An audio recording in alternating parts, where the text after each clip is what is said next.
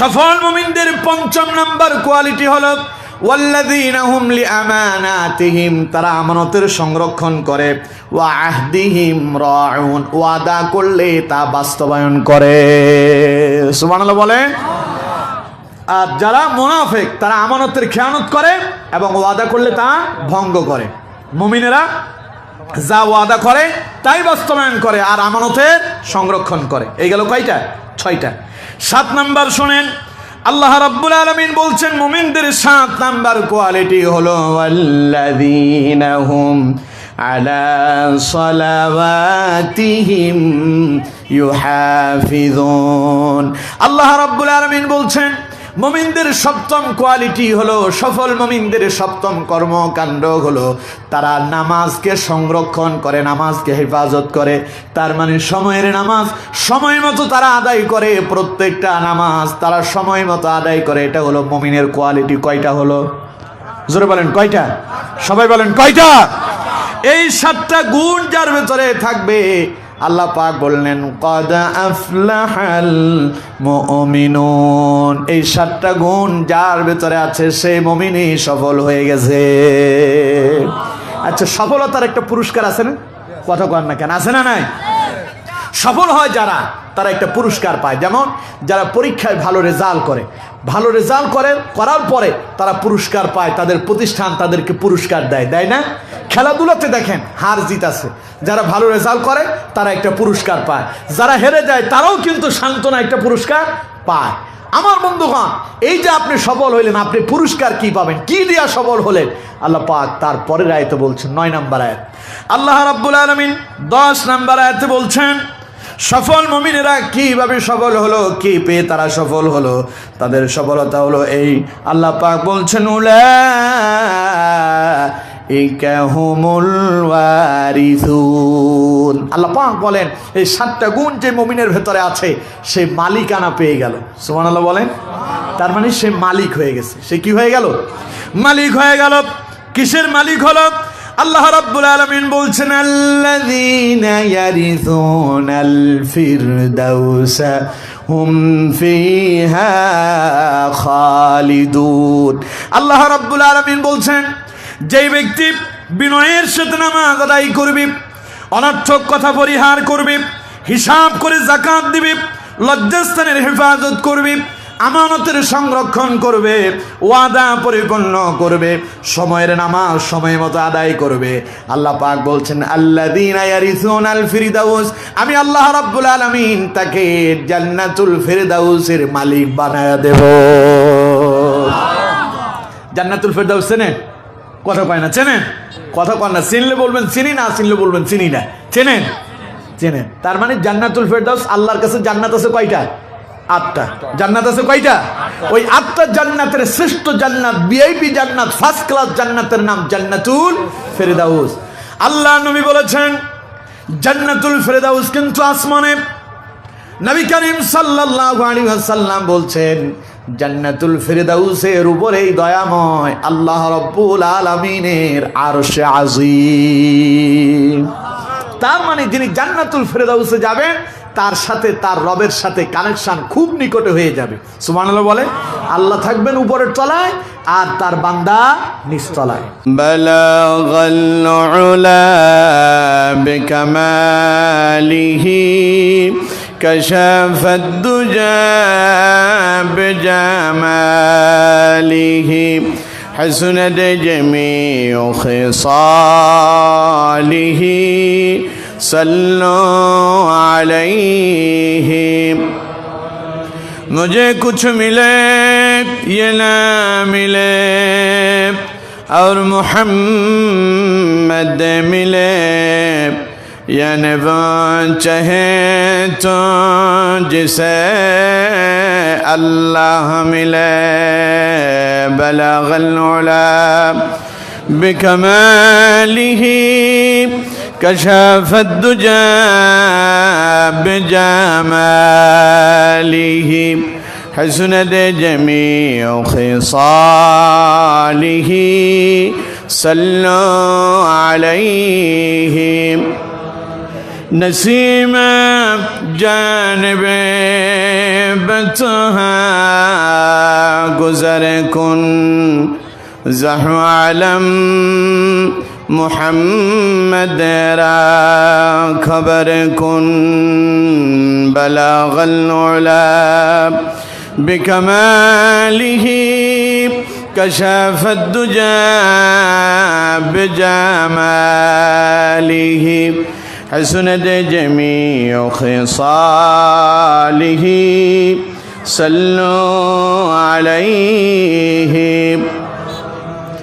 আলহামদুলিল্লাহ, বাংলাদেশের ঐতিহ্যবাহী জেলা কক্সবাজার জেলার অন্তর্গত উখিয়া উপজেলাধীন জালিয়াপালং বনখালী সমাজ কল্যাণ ছাত্র সংসদের উদ্যোগে আয়োজিত আজকের ৫৫তম বার্ষিক ঐতিহাসিক তাফসীরুল কোরআন মাহফিলের সম্মানিত সুযোগ্য সভাপতি, মঞ্চ উপবিষ্ট হযরত উলামায়ে কারাম, আমার সামনে উপস্থিত দূর দূরান্ত থেকে আগত কোরআন প্রেমিক, ইসলাম প্রেমিক, মুসল্লিয়ানে কারাম, মুরব্বিয়ানে আযম, যুবক ভাইয়েরা, পর্দার অন্তরাড়ালের সম্মানিতা, শ্রদ্ধেয়া, সর্বগুণে গুণান্বিতা মুমিনা মা এবং বোনেরা, আলোচনা সূচনা লগ্নেতে আনুষ্ঠানিকতার মধ্য দিয়ে আমি আবারও আপনাদেরকে অন্তরের অন্তঃস্থল থেকে সালাম নিবেদন করছি।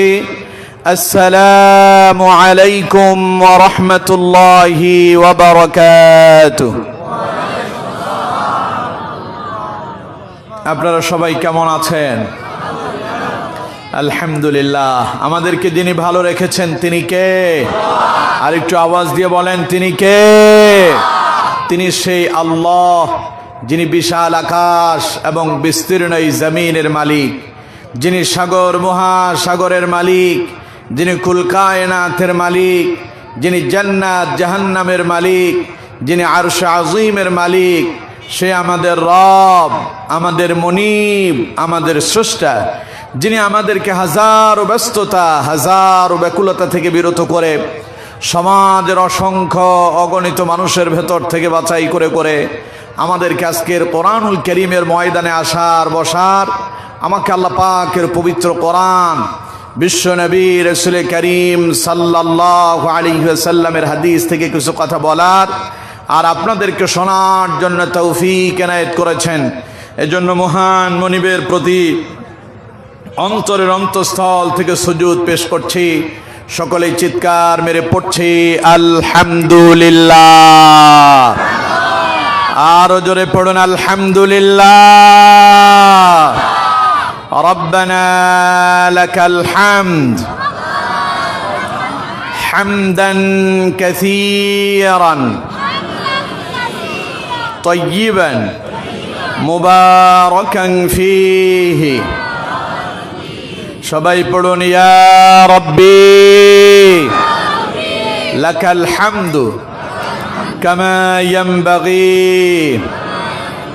লিজালালি ওয়াজহিকা ওয়া আযীমি সুলতানিক। পড়ুন আলহামদুলিল্লাহ। আমরা আমাদের মনিবের শেখানো ভাষায় তার প্রশংসা আদায় করে নিয়েছি। সম্মানিত বন্ধুগণ, প্রিয় উপস্থিতি, আজকের এই মাহফিল হওয়াতে আপনারা খুশি না বেজার? কম না বেশি?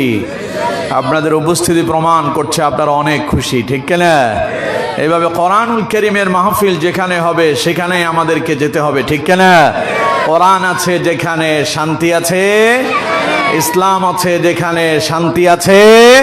এজন্য সব সময় শান্তি খোঁজার জন্য এক জায়গায় আসতে হবে, তার নাম আরো জোরে বলেন কি?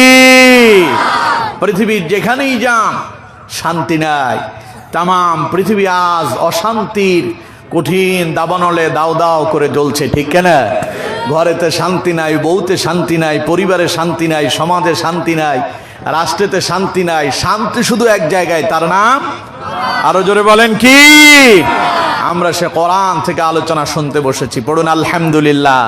বিতাড়িত শয়তানের ওয়াসওয়াসা থেকে পানা আছে পরম করুণাময় আল্লাহ পাকের নামে শুরু করি।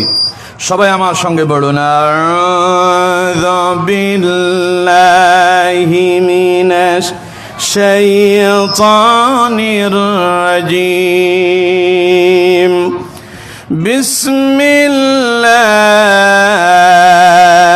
বিসমিল্লাহির الرحمن الرحيم قد أفلح المؤمنون الذين هم في صلاتهم خاشعون والذين هم عن اللغو معرضون والذين هم للزكاة فاعلون والذين هم لفروجهم حافظون إلا على أزواجهم أو ما ملكت أيمانهم فإنهم غير ملومين فمن ابتغى وراء ذلك فأولئك هم العادون والذين هم لأماناتهم وعهدهم راعون والذين هم على صلواتهم يحافظون أولئك هم الوارثون الذين يرثون الفردوس هم فيها خالدون صدق الله العظيم প্রিয় বন্ধুগণ, আমি আপনাদের সামনে কোরআনুল কারীমের অত্যন্ত গুরুত্বপূর্ণ একটি সূরা সূরাতুল মুমিনুন থেকে 11টি আয়াতে কারিমা তিলাওয়াত করেছি। যথারীতি আমরা এই আয়াত দ্বয়ের উপরেই আজকে আলোচনা শুনব ইনশাআল্লাহ। পড়ুন ইনশাআল্লাহ। ওয়া মা তাওফীকি ইল্লা বিল্লাহ সুবহানাকা লা ইলমা লানা ইল্লা মা আল্লামতানা ইন্নাকা আনতাল আলিমুল হাকীম। সকলে চিৎকার মেরে মোহাব্বতের সাথে পড়ুন আমিন। প্রিয় বন্ধুগণ, সূরাটি নবী করিম সাল্লাল্লাহু আলাইহি ওয়াসাল্লামের মক্কার জিন্দেগিতে অবতীর্ণ হয়েছে বিদায় এটিকে মাক্কি সূরা বলা হয়। সূরাটিতে আয়াত আছে 118টি, এতে রুকু আছে 6টি। এই 118টি আয়াত থেকে আমি তিলাওয়াত করেছি 11টি আয়াত। আমি আশা করছি আপনারা খুব মনোযোগ দিয়ে আমার কথাগুলো শুনতেছেন, ঠিক কিনা? হ্যাঁ, সবাই বলেন শুনতেছেন? আচ্ছা, মনোযোগ নাই কার কার হাত তোলেন। মনোযোগ যাদের নাই, মনোযোগ নাই, 3 জন হাত উঠেছে, তাড়াতাড়ি নামাই ফেলছে। তাহলে আমি আশা করছি আপনারা আমার আলোচনা খুব মনোযোগ দিয়ে শুনতেছেন, ঠিক কিনা? কথা কয় না, ঠিক কিনা? একটু পরীক্ষা করি আপনাদেরকে, আপনাদের কেমন মনোযোগ আছে। আচ্ছা কোন তো আমি যেই সূরা থেকে তিলাওয়াত করছি সূরার নাম দেখছেন? কয়েকজন পারছে, বাকিদের মনে নাই। সূরার নাম কি? সূরাতুল মুমিনুন। মনে না থাকলে হবে না, মনে না থাকলে হবে না। আপনি এখানে আসবেন আর মাহফিল শেষ করে বাড়িতে চলে যাবেন, গিয়া বলবেন হ্যাঁ এক বক্তা নিয়ে আসছে, সব ফাটায় ফেলছে। এখন চায়ের দোকান গিয়ে গল্প করতেছে, তো চায়ের দোকানদার তো আর আসতে পারে নাই, জিজ্ঞাসা করতেছে যে কি ফাটাইলো, কই তা তো আর জানি না। এসব চলবে না, এসব চলবে? কথা কয় না, এসব চলবে? সূরাতুল মুমিনুন। সূরার নাম কি? সবাই বলতে হবে সূরার নাম। এই সূরাতে আয়াত আছে কতটি বললাম? 118টি। 118টি। রুকু আছে কয়টি? 6টি। সূরা থেকে আমি তিলাওয়াত করছি মাত্র 11টি আয়াত। যথারীতি এই আয়াত দ্বয়ের উপরে আজকে আমরা আলোচনা শুনবো ইনশাআল্লাহ। পড়েন ইনশাআল্লাহ। আমার বন্ধুগণ, কোরআনুল কারীমের ভেতরে সূরা আছে 114টা, আয়াত আছে 6666টি আয়াত। এই গোটা কোরআনুল কারীমের ভেতরে 6666টি আয়াত, 114টি সূরা, 30 পারা কোরআন। এটা খামোখা একটা আয়াত অবতীর্ণ হয়নি। কোরআনুল কারীমের 6666টি আয়াত অবতীর্ণ হওয়ার পেছনে একটা কারণ আছে না নাই? ধরে বলেন আছে না নাই? আল্লাহ কি খামোখা অবতীর্ণ করছে? কথা বল না কেন? খামোখা দিয়েছেন? এ কোরআন আসতে, এ পরিপূর্ণ কোরআন আমাদের কাছে আসতে সময় কত বছর লেগেছে জানেন? 23 বছর। মাশাআল্লাহ। আজকে সভাপতি সাহেব না, সভাপতি সাহেব বিশেষ মেহমান, তিনি বলে ফেলেছেন আলহামদুলিল্লাহ। কি শফিক ভাই নাকি? আলহামদুলিল্লাহ পড়েন আলহামদুলিল্লাহ। অ্যাডভোকেট তো, ওনাদের বিষয় কিছু কিছু বিষয় নিয়ে চর্চা করতে হয়। আলহামদুলিল্লাহ। কোন গোটা কোরআনটা অবতীর্ণ হতে সময় লেগেছে 23 বছর। কত বছর? এই 23 বছরে গোটা কোরআন আল্লাহ তাআলা নবী করিম সাল্লাল্লাহু আলাইহি ওয়াসাল্লামকে দান করেছেন। আমার বন্ধুগণ, এই কোরআনুল কারীম যখন অবতীর্ণ হওয়া শুরু হলো, 6666 আয়াত আল্লাহ তাআলা একসাথে অবতীর্ণ করেননি।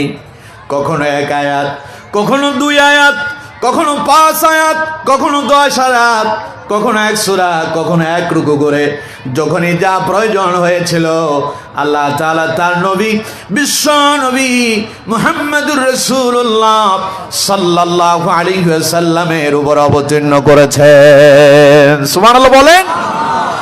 এই অবতীর্ণ হতে 23 বছর সময় লাগছে। আমার বন্ধুগণ, এই কোরআন যখন রাসূলুল্লাহর উপর অবতীর্ণ হয়েছিল তখন রাসূলুল্লাহর হালত এক এক সময় এক এক রকম হয়েছে। কোরআন যখন অবতীর্ণ হতো, ওহী যখন রাসূলুল্লাহর কাছে আসতো, কখনো কখনো রাসূলুল্লাহ ঘামিয়ে যেতেন, আবার কখনো কখনো নবীজি বেহুশ হয়ে যেতেন, নবীজি অচেতন হয়ে যেতেন। আমার বন্ধুগণ, মা আয়েশা সিদ্দিকা রাদিয়াল্লাহু তাআলা আনহা বলছেন, আমি দেখেছি আমার নবী, বিশ্ব নবী মুহাম্মদুর রাসূলুল্লাহ সাল্লাল্লাহু আলাইহি ওয়াসাল্লামের উপরে যখন ওহী অবতীর্ণ হতো, নবীজি খুব ঘামিয়ে যেতেন, দারুণভাবে ঘামিয়ে যেতেন। রাসূলুল্লাহর কপাল মোবারকে ভাঁজ পড়ে যেত, আর কপালের মধ্যখানে একটা গর্তের সৃষ্টি হয়ে যেত। মা আয়েশা বলছেন, রাসূলুল্লাহর কপাল ঘেমে ঘেমে ঘামগুলো এসে ওই গর্তের ভিতরে জমাট বেঁধে থাকতো। ওই মুহূর্তে আমি আমার নবী করিম সাল্লাল্লাহু আলাইহি ওয়াসাল্লামের চেহারার দিকে তাকিয়ে দেখতে পেলাম, মনে হয় যেন রাসূলুল্লাহর কপাল মোবারকে একটা মুক্তার দানা এসে জমাট বেঁধে রয়েছে। আমার বন্ধুগণ, সুতরাং কোরআনুল কারীম যে রাসূলুল্লাহর কাছে এলো, এটা এমনি এমনি আসে নাই। নবীজির কাছে আসতে রাসূলুল্লাহ যখন গ্রহণ করেছেন তখনও রাসূলুল্লাহর কষ্ট হয়েছে। এজন্য আমার দেশে কোরআনের কথা শুনলেও কারো কারো কষ্ট হয়। ঠিক কিনা? কথা বলেন না কেন? ঠিক কিনা? কোরআনের হক কথা বললে বাধা আছে না নাই? আরো জোরে বলেন আছে না নাই? সিনেমা হয় কোনো বাধা নাই, গান বাজনা হয় কোনো বাধা নাই।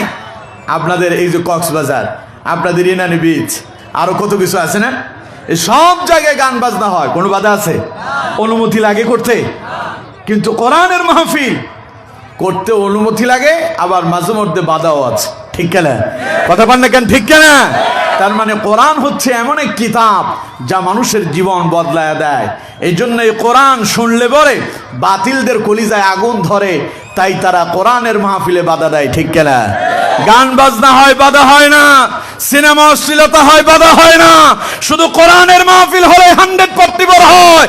কোরআন দিয়ে হক কথা বললেই আজ আমার দেশের নাস্তিক মুর্তজারা কোরআনের কথাগুলো বন্ধ করে দেয়। ঠিক কিনা? আমরা বলছি, কোরআনের কথা যারা বন্ধ করে দিতে চাও, এটা তোমার বাপের কিতাব নয় যে তুমি চাইলেই বন্ধ করে দিতে পারবা। ঠিক কিনা? এই কিতাব কার? এই কিতাব কার? এটার সংরক্ষণের দায়িত্ব কার? কোরআন থেকে শুনুন, আল্লাহ পাক বলছেন, ইন্না নাহনু নাযালনা যিকরা ওয়া ইন্না লাহু লাহাফিজুন।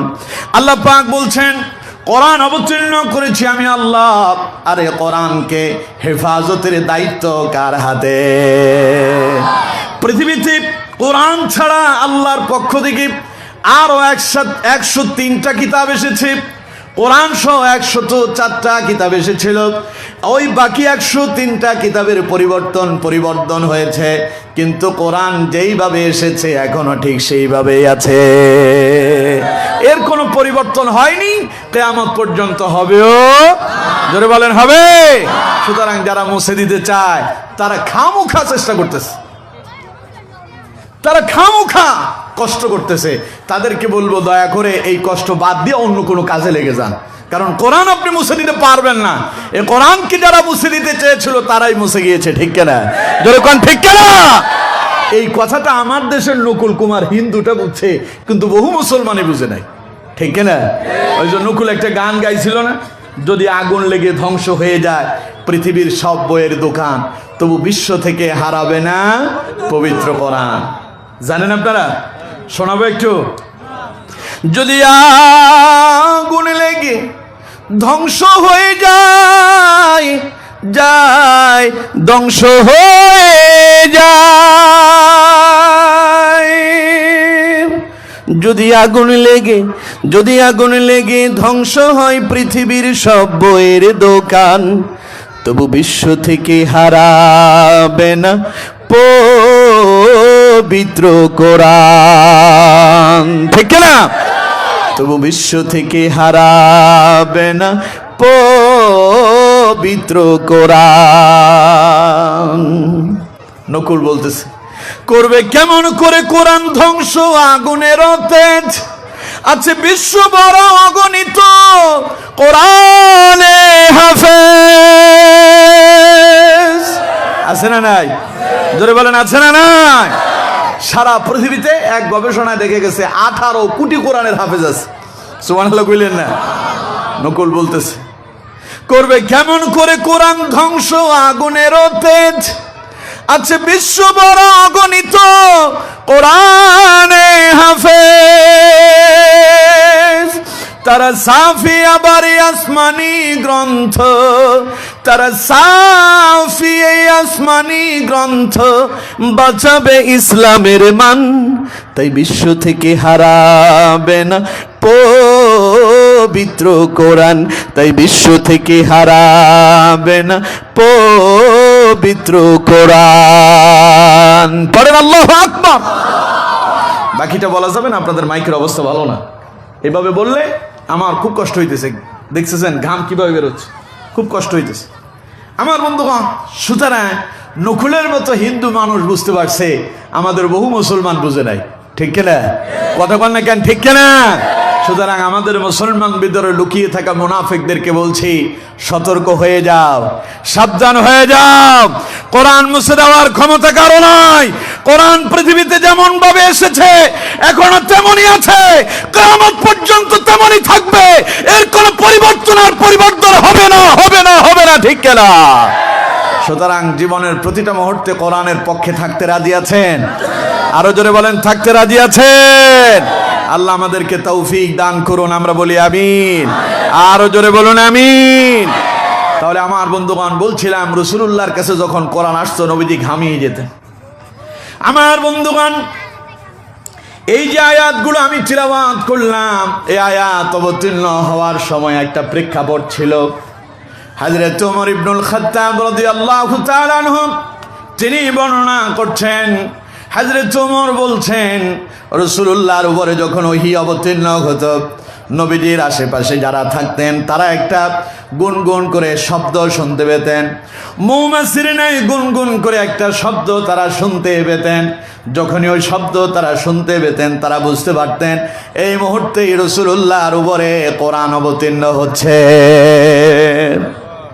হযরত ওমর বলছেন, একদিন আমরা রাসূলুল্লাহর সামনে বসা, হঠাৎ করে মৌমাছির ন্যায় সেই গুনগুন শব্দ শুরু হয়ে গেল। আমাদের আর বুঝতে বাকি থাকলো না যে এই মুহূর্তেই রাসূলুল্লাহর উপরে ওহী অবতীর্ণ হচ্ছে। আমরা অপেক্ষা করতে লাগলাম কখন ওহী সমাপ্ত হবে। কিছুক্ষণ পরে সেই গুনগুন শব্দ বন্ধ হয়ে গেল। হযরত ওমর বলছেন, আমরা বুঝতে পারলাম এখন ওহী সমাপ্ত হয়েছে, নবীজি এবার আমাদেরকে নতুন কোনো সংবাদ শোনাবেন। কিন্তু হযরত ওমর বললেন, নবীজি আমাদের সঙ্গে কোনো কথাই বললেন না। হযরত ওমর বললেন, রাসূলুল্লাহ কাবার দিকে মুখ করে নামাজের সুরাতেই বসে গেলেন আর আল্লাহর কাছে দোয়া করতে লাগলেন, আল্লাহুম্মা জিদনা ওয়ালা তানকুসনা ওয়া আকরিমনা ওয়ালা তুহিন্না ওয়া আ'তিনা ওয়ালা তাহরিমনা وآثرنا ولا تؤثر علينا وأرضنا ورض عنا يا رب العالمين পড়েন আমিন। আমার বন্ধুগণ, হযরত ওমর বললেন, রাসূলুল্লাহ কাবার দিকে মুখ করে বসলেন আর তিনি দোয়া করতে লাগলেন, আল্লাহুম্মা জিদনা ওয়ালা তানকুসনা, আল্লাহ তুমি আমাদেরকে বেশি বেশি দাও, কম দিও না। ওয়া আকরিমনা ওয়ালা তুহিননা, তুমি আমাদের সম্মান বাড়ায় দাও, আমাদেরকে বেইজ্জতি করো না, অপমানিত করো না। ওয়া আতিনা ওয়ালা তাহরিমনা, তুমি আমাদেরকে দান করো, আমাদেরকে তুমি বঞ্চিত করো না। ওয়া আরদিনা ওয়া আথিরনা ওয়ালা তুসির আলাইনা। নবী করিম সাল্লাল্লাহু আলাইহি ওয়াসাল্লাম বললেন, আল্লাহ তুমি আমাদেরকে অন্যের উপর অধিকার দাও, আমাদের উপর অন্যকে অধিকার দিও না। ওয়া আরদিনা ওয়া রাদা আন্না, আর তোমার সন্তুষ্টিতে আমাদেরকে সন্তুষ্ট করো, আর যেই কাজ করলে তুমি খুশি হও ওই কাজ করার তৌফিক আমাদেরকে বেশি বেশি দান করো, বলুন আমিন। হযরত ওমর বললেন, রাসূলুল্লাহ এবার আল্লাহর কাছে দোয়া শেষ করে আমাদের দিকে ফিরলেন, আমাদের দিকে তাকায়া নবীজি আমাদেরকে বললেন, আমার সাহাবীরা, আমার উম্মতেরা, তোমরা যারা ঈমান এনেছো, তোমরা যারা কালেমা পড়েছো, আল্লাহ তাআলা তোমাদের জন্য একটা সুসংবাদ পাঠিয়েছেন, পড়েন সুবহানাল্লাহ। আমার বন্ধুগণ, নবীজি বললেন, আমার সাহাবীরা শোনো, এই মুহূর্তে আমার কাছে জিবরাইল এসেছেন আর সংবাদ দিয়ে গেলেন, قد أفلح المؤمنون, ওহী অবতীর্ণ হয়েছে, আল্লাহ পাক বলছেন সফল তো তারা, মুমিন হয়েছে যারা, বলেন সুবহানাল্লাহ, আরো জোরে বলেন সুবহানাল্লাহ। এখন এই কথা বলার পেছনে কারণ কি? আমার বন্ধুগণ, নবী করিম সাল্লাল্লাহু আলাইহি ওয়াসাল্লাম যখন কালেমার দাওয়াত দেওয়া শুরু করলো, রাসূলুল্লাহর উপরে নির্যাতন হলো কি হলো না?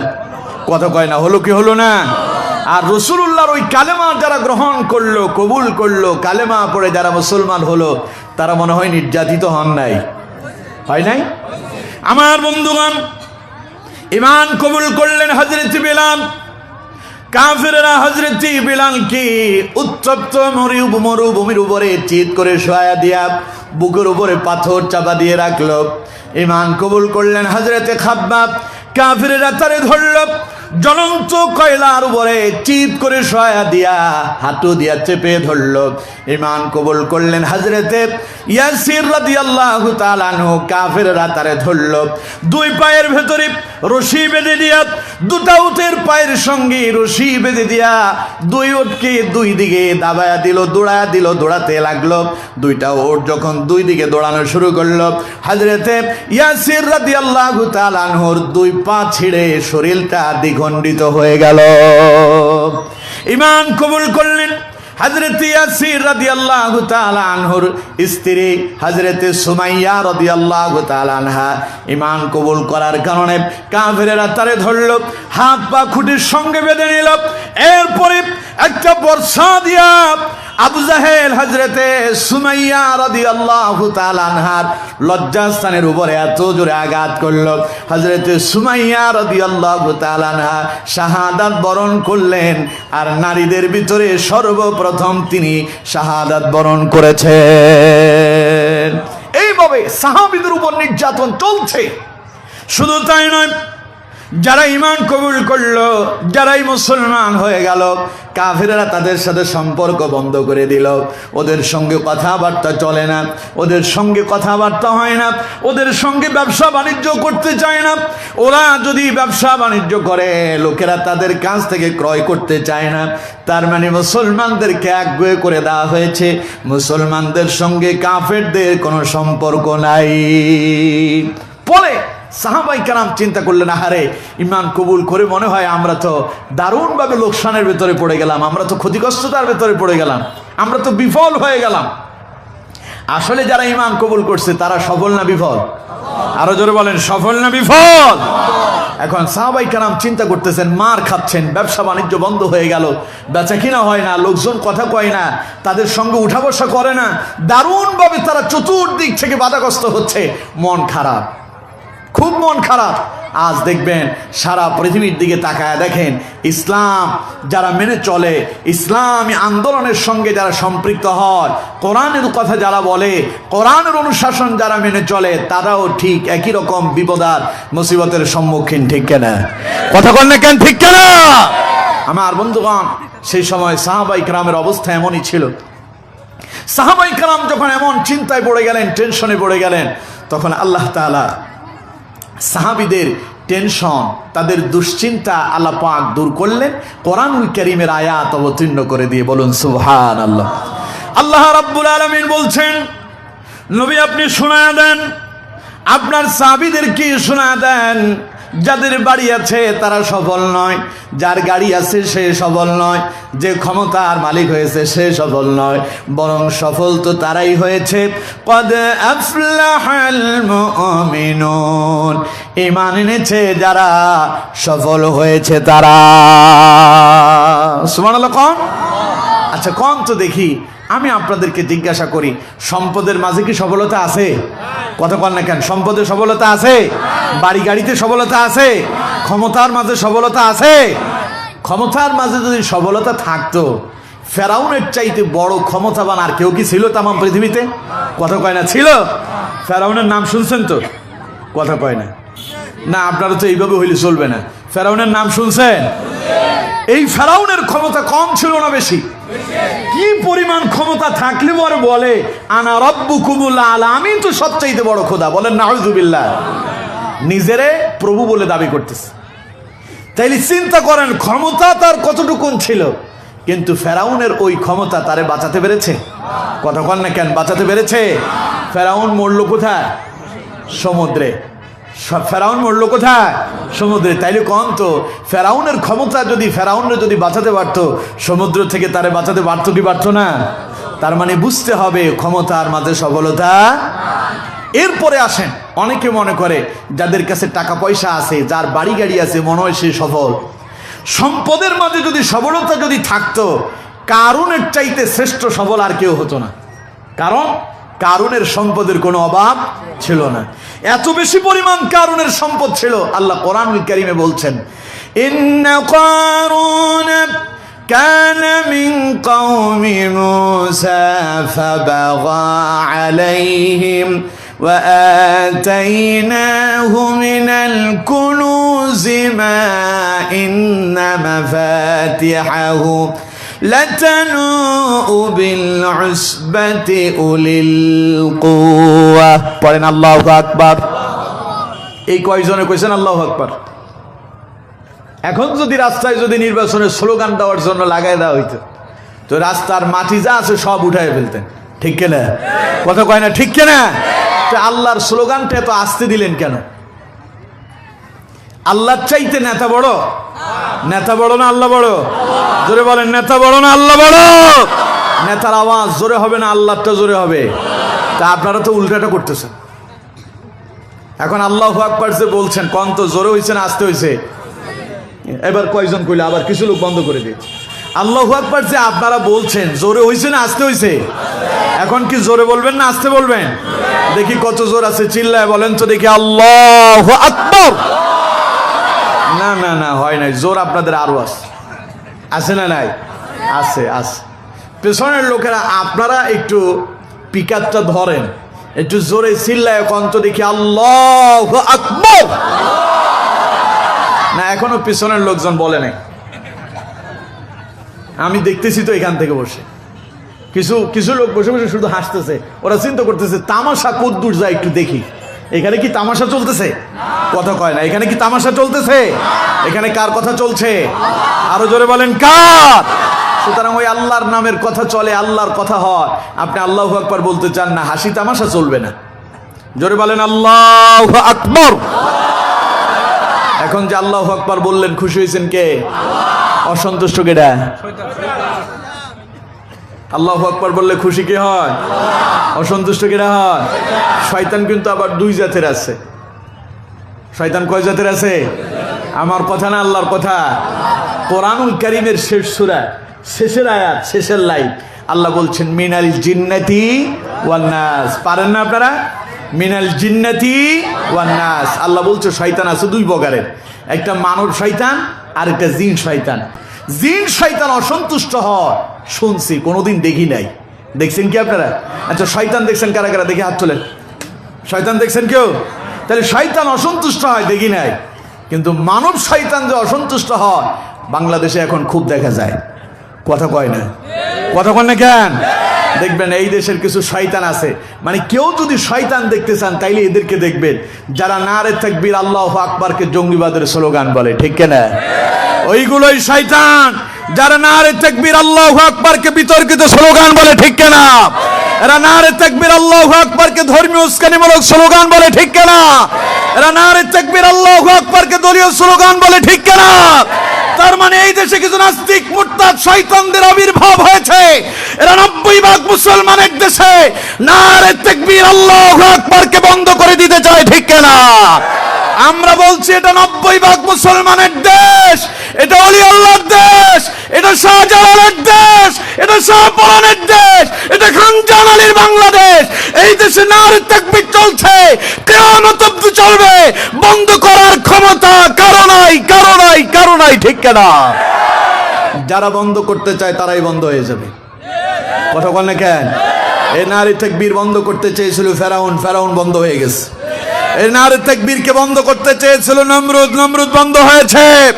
নারে তাকবীরকে বন্ধ করতে চেয়েছিল আবু জাহেল, আবু লাহাব, উতবা, সাইবা, মুগীরা, তারাই মুছে গিয়েছে। নারে তাকবীর আছে, নারে তাকবীর ছিল, নারে তাকবীর মুসলমানের রক্তের সাথে মিশে থাকবে, ঠিক কিনা?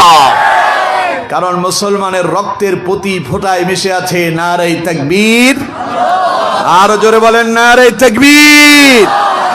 আমার বন্ধুগণ, বলছিলাম আল্লাহ রাব্বুল আলামিন কারুনের সম্পদের সম্পর্কে কোরআনুল কারীমে বান্দাদেরকে মেসেজ দিয়ে দিলেন, ইন্না কারুন কানা মিন কওমি মূসা ফাবাগা আলাইহিম وآتيناه من الكنوز ما إن مفاتحه لتنوء بالعصبة أولي القوة।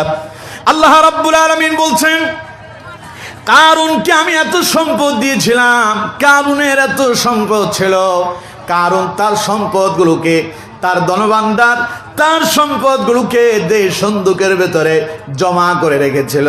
ওই সন্দুকগুলোর চাবি বহন করার জন্য একদল মানুষের প্রয়োজন পড়ে যেত। আল্লাহু আকবার। তার মানে বুঝেন সম্পদ কত আছে, হ্যাঁ? কি পরিমাণ সম্পদ থাকলে তার বোঝা চাবি বহন করার জন্য একদল মানুষ লাগে। আচ্ছা একদল মানুষকে 2-4 জনের বলে? কথা কয় না, 2-4 জন বলে? আচ্ছা মনে করেন এখানে কিছু রাস্তায় মানুষজন দাঁড়ায় আছে, আপনারা জিজ্ঞাসা করতেছে এই দেখ তো এখানে মানুষজন কেমন আছে। আপনি যদি দেখেন 2-4 জন আসে, বলবেন যে 2-4 জন আছে। আপনি দেখলেন না 15-20 জন, আপনি এসে বলবেন 15-20 জন আছে। আর আপনারা যদি জিজ্ঞাসা করা হয় মাহফিলে কেমন আছে, আপনি বলবেন যে মাহফিলে একদল মানুষ আসছে, ঠিক কিনা? কথা কোন ঠিক কিনা? তাহলে দল মানে 2-4 জন 20 জনকে বোঝায় না, দল বোঝানোর জন্য অধিক মানুষের প্রয়োজন হয়। আল্লাহ পাক বলছেন কারুনকে আমি এত সম্পদ দিয়েছিলাম, ওই কারুনের সম্পদের ধনভাণ্ডারের চাবি বহন করার জন্য একদল মানুষ লাগতো। আল্লাহু আকবার কোন? সেই কারুনের সম্পদ তারে বাঁচাতে পেরেছে? কারুন কোথায়? মাটির নিচে। কারুন যাচ্ছে কোথায়? চলছে, এইভাবে চলতে থাকবে। তার সম্পদ সুদ্ধা, তার বাড়িঘর যা ছিল সব আল্লাহ তাআলা মাটির নিচে ডাবায় দিয়েছে। আচ্ছা কোন তো সম্পদ যদি মানুষের জন্য সফলতা হইতো তাহলে কারুনের চাইতে বড় সফল আর কেউ হতো কি? কথা বল না কেন, হতো কি? সুতরাং বুঝতে হবে কারুনের সম্পদ যেহেতু তারে বাঁচাতে পারে না, তাহলে মেনে নিতে হবে, বুঝে নিতে হবে মানুষের সম্পদের মাঝে সফলতা নাই। আমরা মনে করি যে সফল হলো সেই, যেমন একটা ছেলে পড়ালেখা করতেছে, ক্লাস 1 থেকে শুরু করে ক্লাস 10 পর্যন্ত 10 বছর সময়, 10 বছর পড়ালেখা করে এসএসসি পরীক্ষা দিয়ে যখন ভালো রেজাল্ট করে তখন আমরা বলি যে হ্যাঁ তার 10 বছরের কষ্ট আজ সফল হয়েছে, ঠিক কিনা? মনে করেন আপনাদের এই উখিয়ার একজন মানুষ রিক্সা চালায়, বদলা দেয়, চলে না, পেট চলে না, পরিবার চলে না, তার একটা ছেলে আছে, চিন্তা করলো ছেলেটারে বিদেশ পাঠাইয়া দেব, কিন্তু কিছু ধার কর্জ করছে, কিছু জায়গা জমিন বিক্রি করিয়া ছেলে একটারে বিদেশ পাঠাইয়া দিছে। ছেলে বিদেশ যায় 5 বছরে এমন কিছু পয়সা করে ইনকাম করছে, দোতলা একটা বাড়ি বানায় ফেলছে। 5 বছর পরে বাড়িতে আসার পরে লোকজন তার বাড়ির দরজা দিয়ে হেঁটে যায়, দোতলা বিল্ডিং দেখা তাকায়, কয় আল্লাহ তার দিকে চোখ তুলে তাকাইছে, ঠিক না? তার মানে মানুষজন মনে করতেছে তার ওই দোতলা বাড়িতে সফলতা আছে। ঠিক তেমনি ভাবে যেমন আজকে আমাদের এখানে একজন ইউপি মেম্বার আছেন না? আচ্ছা, এই যে আমার দেশে যারা মেম্বার হন তাদের একটা খায়েশ আছে যে যদি চেয়ারম্যান হওয়া যায়। যারা চেয়ারম্যান হন তাদের চিন্তা ভাবনা আছে যদি উপজেলাতে যাওয়া যায়, উপজেলাতে যাওয়ার অর্থাৎ পর্যায়ক্রমে ধাপে ধাপে সামনে এগিয়ে যাওয়া। শেষ যখন সংসদ সদস্য হয় তখন তার আশা থাকে যদি আমি মন্ত্রিত্বটা পাই। তার মানে মানুষ মনে করে যে সফল হওয়ার জন্য দাফে দাফে তাকে এগিয়ে দিতে হবে, কিন্তু আল্লাহ পাক বলছেন না, সফলতা ক্ষমতার মাঝে নাই, সফলতা টাকা পয়সার মাঝে নাই, সফলতা শুধুমাত্র এক জায়গায় আছে, তার নাম, কথা কয় না, তার নাম আল্লাহ রাব্বুল আলামিন। সেই কথাই বললেন নবী, আপনার উম্মতদেরকে শোনায়া দেন, আমার বান্দাদেরকে শোনায়া দেন, আজ তারা ঈমান আনার কারণে খুব মারধর খাচ্ছে, নির্যাতিত আর নিপীড়িত হচ্ছে, তারা মাজলুম হয়ে পড়েছে, তাই তাদের মন খারাপ। ওদেরকে বলে দেন মন খারাপ করার কোনো কারণ নাই। ক্বাদ আফলাহাল মুমিনুন, ঈমান এনেছি যারা, আমি আল্লাহর কাছে সফল বলে বিবেচিত হয়েছে তারা। এই রকম একজন সফল সাহাবীর ঘটনা আপনাদেরকে শোনাবো, শুনবেন? কথা কয় না, শুনবেন? সাহাবীর নাম হযরতে আবু হুরায়রা রাদিয়াল্লাহু তাআলা আনহু। তিনি আসহাবে সুফফার অন্তর্ভুক্ত একজন সাহাবী ছিলেন। হযরতে আবু হুরায়রা তার কোনো বাড়ি গাড়ি কিচ্ছু ছিল না। আসহাবে সুফফার সাহাবী যারা ছিলেন তারা ছিলেন ওই সমস্ত সাহাবীরা যারা ঈমান কবুল করার কারণে অনেকে বাড়িঘর হারা হয়েছে, অনেকে সম্পদ হারা হয়েছে, আবার কেউ দেখা গিয়েছে বাড়িঘর সম্পদ কিছুই ছিল না, কৃতদাস ছিল, ঈমান কবুল করেছেন বলে অন্যান্য সাহাবাই কেরাম যাদের পয়সা ছিল তারা ওই কৃতদাসদেরকে কিনে নিয়েছেন, কিনে আজাদ করে দিয়েছেন। ওই সমস্ত সাহাবীদেরকে নবী করিম সাল্লাল্লাহু আলাইহি ওয়াসাল্লাম মদিনা মুনাওয়ারার পাশে মদিনার মসজিদের বারান্দায় তাদের জন্য একটি জায়গা করে দিয়েছেন, যেখানে তারা বিশ্রাম করত, তারা ঘুমাতো, তারা তাদের জীবন অতিবাহিত করত। ওই সমস্ত সাহাবীদেরকে ইসলামের ভাষায় বলা হয় আসহাবে সুফফার অন্তর্ভুক্ত। এমন আসহাবে সুফফার অন্তর্ভুক্ত সাহাবী ছিলেন, এক বর্ণনায় এসেছে 400 সাহাবী। কত সাহাবী? 400। আরেক বর্ণনায় আসছে 100 সাহাবী। আমার বন্ধুগণ, তাদের ভিতরে শ্রেষ্ঠ একজন সাহাবী নাম হচ্ছে হযরতে আবু হুরায়রা রাদিয়াল্লাহু তাআলা আনহু। বাড়ি ছিল না, গাড়ি ছিল না, সম্পদ ছিল না, কিচ্ছু ছিল না। আমার বন্ধুগণ, আসহাবে সুফফার সাহাবী যারা ছিলেন তাদের জীবন এমন ভাবে অতিবাহিত হতো, সকালবেলা যখন সূর্য উদিত হতো, দুপুরবেলা খাবার কোথায় পাবেন, সকালবেলা নাস্তা কোত্থেকে আসবে তা তারা জানতো না, দুপুরের খাবার তারা খেতে পারবেন কি পারবেন না তা জানতেন না, রাত্রির খাবার কোত্থেকে আসবে তাও তারা জানতেন না। কেউ যদি কোনো হাদিয়া দিতেন রাসূলুল্লাহর কাছে, কোনো যদি হাদিয়া আসতো নবীজি অথবা সদকা আসতো, রাসূলুল্লাহ এগুলো আসহাবে সুফফার সাহাবীদের মাঝে বিতরণ করে দিতেন। এর জন্য আমার বন্ধুগণ, যখন যা আছে, যতটুকুন আছে ততটুকুনের মাঝে কি বলতে হবে? সবাই বলেন কি? আপনি যদি আল্লাহর প্রশংসা করেন, খাওয়ার সময় যদি আল্লাহর প্রশংসা করেন, আর পান করার সময় যদি আল্লাহর প্রশংসা করতে পারেন, নবী করিম সাল্লাল্লাহু আলাইহি ওয়াসাল্লাম বলছেন, ইন্নাল্লাহা লা ইয়ারদা আনিল আবদি ইয়াকুলুল উকলাতা ফায়াহমাদুহু আলাইহা ওয়া ইয়াশরাবুশ শারবাতা ফায়াহমাদুহু আলাইহা। যে ব্যক্তি খাওয়ার সময় আল্লাহর প্রশংসা করবে আর পান করার সময় আল্লাহর প্রশংসা করবে, আল্লাহ নবী বলেন আল্লাহ রাব্বুল আলামিন তার ওই বান্দার উপরে খুশি হয়ে যায়। এর জন্য আমার বন্ধুগণ, জীবনের প্রতিটা সময় প্রশংসা হবে কার? আরো জোরে বলতে হবে কার? পারবো তো আমরা? আল্লাহ তৌফিক দান করুন, বলেন আমিন। এবার কোন তো দেখি, সেই আবু বকরের কয়খানি সম্পত্তি ছিল? কয়টা বাড়ি ছিল? গাড়ি ছিল? কিচ্ছু ছিল না। কিন্তু আবু হুরায়রা বাড়ি গাড়ি কিচ্ছু নাই, সম্পদ নাই, কিন্তু সেই আবু হুরায়রার মর্যাদা যিনি বাড়াইয়া দিয়েছেন তিনি কে? আবু হুরায়রাকে আল্লাহ শুধু সফলই বানান নাই, আমরা যে হুজুরেরা আপনাদের সামনে বসে ওয়াজ করতেছি, আমরা হুজুরেরা রাসূলুল্লাহর যত হাদিস পড়েছি, নবীজির হাদিসের ভেতরে সবচাইতে বেশি হাদিস যেই সাহাবী বর্ণনা করেছেন তার নাম হযরত আবু হুরায়রা রাদিয়াল্লাহু তাআলা। ঠিক কিনা বলেন? সবচাইতে বেশি সাহাবী বর্ণনা করেছেন হাদিস, তিনি হলেন হযরত আবু হুরায়রা। এমন একজন আলেম নয় যিনি আবু হুরায়রার বর্ণিত হাদিস পড়েন নাই। যিনি আবু হুরায়রার বর্ণিত হাদিস পড়েন নাই, বুঝতে হবে তিনি আলেমই হন নাই। ঠিক কিনা? এবার চিন্তা করেন তো, সে আবু হুরায়রার কোনো বাড়ি গাড়ি নাই, কিচ্ছু নাই, শুধু ছিল কি? ঈমান। শুধু কি ছিল? ঈমান। ঈমানের কারণে আবু হুরায়রার মর্যাদা কমছে না বাড়ছে?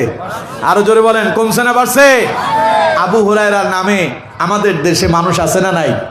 আবু হুরায়রার নামে নামকরণ করা মুসলমানের সন্তান আছে না নাই? আর অন্যদিকে দেখেন তো, ফেরাউন, নমরুদ, হামান, কামান, আবু জাহিল, আবু লাহাব, উতবা, সাইবা, মুগিরা, সম্পদের কোনো অভাব ছিল না, ক্ষমতার কোনো অভাব ছিল না, কিন্তু তাদের নামে কোনো মানুষও নাই। ঠিক কিনা? কোনো অমুসলিমরা পর্যন্ত ফেরাউনের নামে তার সন্তানের নাম রাখে না, কারণ তারা জানে পৃথিবীর সবচাইতে নিকৃষ্ট মানুষ, পৃথিবীর সবচাইতে বাটপার, পৃথিবীর সবচাইতে সিটার, পৃথিবীর সবচাইতে অপদার্থ, পৃথিবীর সবচাইতে নির্লজ্জ যদি কেউ থাকে তার নাম ফেরাউন, নমরুদ, হামান, কামান, আবু জাহেল, আবু লাহাব, উতবা, সাইবা, মুগিরা। ঠিক কেন? কথা বল না কেন? ঠিক কেন? তাই কোনো কাফেরও তাদের সন্তানের নাম ওদের নামে রাখে না। কিন্তু দেখেন তো, আবু বকরের নামে মানুষ আছে না নাই? ওমরের নামে মানুষ আছে না নাই? আলীর নামে মানুষ আছে না নাই? ওসমান আছে না নাই? বেলাল আছে না নাই? তালহা আছে না নাই? জুবায়ের আছে না নাই? তাম পৃথিবীতে সাহাবীরা যেমন সম্মানিত ছিলেন, তাদের নাম মানুষ শুধু সম্মানের সাথে নেয় না, বরকতের জন্য নিজের সন্তানের নামও সাহাবাই কেরামের নামে নামকরণ করে। সুবহানাল্লাহ বলেন। আমার বন্ধুগণ, তার মানে আল্লাহ তাআলা তাদেরকে এত সফল করেছেন, মৃত্যুর পরেও মানুষ তাদের নাম সম্মানের সাথে নেয়। সুবহানাল্লাহ বলে। সুতরাং আমার বন্ধুগণ, আল্লাহ তাআলা এই আয়াতের ভেতরে তার নবীকে শোনায় দিলেন, নবী قد أفلح المؤمنون, সফল তো হয়েছে তারা, ঈমান এনেছে যারা। সুবহানাল্লাহ। এখন আমরা কোন জাতের ঈমানদার? আমাদেরকে একটু পরীক্ষা করার দরকার। আমরা কি সেই আবু হুরায়রা, আবু বকর, ওমর, ওসমান, আলী, জিন্নুরাইন এর মতো আমরা সফল হইতে পারলাম কিনা? আমাদের ভেতরে দেখেন অনেক মানুষ আছে নামাজই পড়ে না, আবার বলে নামাজ না পড়লে কি হয়েছে, আমার কি ঈমান কমে গেছে নাকি? আমার বন্ধুগণ, যার ভেতরে নামাজ নাই তার ভেতরে ঈমান নাই, কথাটা আমার নয়, কথাটা বিশ্ব নবী মুহাম্মদুর রাসূলুল্লাহ সাল্লাল্লাহু আলাইহি ওয়াসাল্লাম বলছেন। আল্লাহ নবী বলছেন, বাইনাল আবদি ওয়া বাইনাল কুফরি তারকুস সালাত। একজন মুমিন আর একজন কাফেরের মাঝে একটাই পার্থক্য, মুমিন নামাজ পড়ে আর কাফের নামাজ পড়ে না। এখন আপনি যে বলেন নামাজ না পড়লে কি আমার কি ঈমান কমে গেছে, তাইলে আপনি কম তো, কাফেররা কি নামাজ পড়ে? কথা কয় না। কাফেররা নামাজ পড়ে। নামাজ পড়ে কারা? নামাজ পড়ে কারা? এখন আপনি যে নামাজ পড়তেছেন না, আপনার কি ঈমানদারগিরি আছে না চলে গেছে? আর আপনি বলতেছেন আমার কি ঈমান কমে গেছে নাকি? মিয়া সাহেব, ঈমান থাকলেই তো পরে কমবে। রাসূলুল্লাহ হাদিসের ভেতরে বলছেন, মান তারাকা সালাতান মুতাআম্মিদান ফাকাদ কাফা। ইবনে মাজার বর্ণনা, তিরমিজির বর্ণনা, নবী করিম সাল্লাল্লাহু আলাইহি সাল্লাম বলেন, কেউ যদি ইচ্ছাকৃত এক ওয়াক্ত নামাজ ছেড়ে দেয় সে কাফের হয়ে যায়। নাউজুবিল্লাহ বলেন না? আপনি যে নামাজ না পড়ে আবার লম্বা লম্বা কথা কন, চিল্লায় কয় নামাজ না পড়লে কি হয়েছে, আমার কি ঈমান কমে গেছে। মিয়া সাহেব, আপনার ঈমান যে কবে গেছে তা আপনি জানেনই না। ঠিক কিনা? কথা কন না কেন? ঠিক কিনা? কিন্তু আমার বন্ধুগণ, সাহাবাই কেরাম জীবনে নামাজ ছেড়ে দিয়েছেন, কোরআন ছেড়ে দিয়েছেন, ইসলাম ছেড়ে দিয়েছেন, মদ জুয়ার সাথে ছিলেন, গোটা জীবন তারা ইসলাম আর কোরআন দিয়ে সাজিয়েছেন। এই জন্য আল্লাহ তাদেরকে সফল বলেছে। সুতরাং সফল শুধু কালেমা পড়ার নাম নয়, সফল হওয়ার জন্য ঈমান আনার পরে কিছু কর্মকাণ্ড করতে হবে। আমার বন্ধুগণ, এই আয়াতগুলোর ভেতরে সফল মুমিনের 7টা গুণাগুণ আল্লাহ তাআলা বর্ণনা করেছেন। যার ভেতরে এই 7টা গুণ থাকবে আল্লাহ তাআলা বলছেন সেই ব্যক্তি সফল মুমিন হয়ে যাবে। সুবহানাল্লাহ বলেন। আচ্ছা, আবু হুরায়রার মতো সফল মুমিন কারা হতে চান দেখি হাত তোলেন তো। লিল্লাহি তাকবীর, লিল্লাহি তাকবীর। হাত নামান, আল্লাহ আমাদের হাতগুলো কবুল করুন, আমরা বলি আমিন। আবু হুরায়রার মতো যদি সফল মুমিন হতে হয়, আবু বকরের মতো যদি সফল মুমিন হতে হয়, ওমর ওসমান আলীর মতো যদি সফল মুমিন হতে হয়, তাহলে 7টা কাজ করতে হবে। কয়টা? জোরে বলেন কয়টা? দেখুন আল্লাহ পাক এর পরের আয়াতগুলোতে বলছেন। আল্লাহ রাব্বুল আলামিন বলছেন সফল মুমিন কারা, তাদের গুণাগুণ কি হবে। আল্লাহ পাক 1 নাম্বার জানিয়ে দিচ্ছেন, আল্লাযীনা হুম ফি সালাতিহিম খাশিউন। আল্লাহ রাব্বুল আলামিন বলছেন মুমিনদের ভিতরে যারা সফল হয়েছে তারা নামাজের মাঝেও তারা বিনয়ী হয়েছে। সুবহানাল্লাহ। সফল মুমিনরা যখন নামাজে দাঁড়িয়ে যায় আল্লাহ পাক বলছেন তারা বিনয়ের সাথে, খুশু এবং খুজুর সাথে, একগ্রতার সাথে, মন দিয়া, প্রাণ দিয়া, দিল দিয়া তারা নামাজ আদায় করে। তার মানে নামাজে যখন দাঁড়িয়ে যায় তাদের কানেকশন আল্লাহর সঙ্গে লেগে যায়। কিন্তু এখন আমাদের অবস্থা কি? আমাদের অবস্থা কি? আমরা নামাজে দাঁড়ালে ইমাম সাহেব যদি কেরাত একটু লম্বা পড়ে তো আমাদের মুসল্লিদের পেছন থেকে সিগন্যাল, মিস কল আছে না নাই? সামনে আসতেছে রমাদান, তারাবি। এই তারাবিতে আমাদের দেশে বিভিন্ন মসজিদগুলোতে সূরা তারাবির নামে কিছু 5G গতিতে নামাজ চলে, আছে না?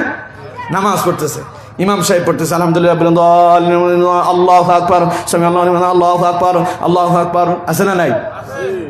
আমি দেখেছি ফেসবুকে, গত বছর দেখলাম যে এক ইমাম সাহেব মসজিদে ইমামতি করতেছেন, তিনি আল্লাহু আকবার বলে সেজদায় গেলেন, রুকু করলেন, সেজদা করলেন, সেজদা থেকে উঠে গেছে, মুসল্লি এখনো যাচ্ছে, মুসল্লি উঠতে উঠতে উনি দ্বিতীয় রাকাতের শেষ সেজদাও করে উনি বৈঠকে বসে গেছে। তার মানে চিন্তা করেন নামাজ কত দ্রুত গতিতে চলতেছে। ওদের কাছে 5G নেটওয়ার্কও ফেল, ঠিক কিনা? কথা বল না কেন, ঠিক কিনা? এই নামাজ চলবে? এটা কি মুমিনের নামাজ? কথা কয় না, এটা মুমিনের নামাজ। সফল মুমিনের নামাজ এমন না।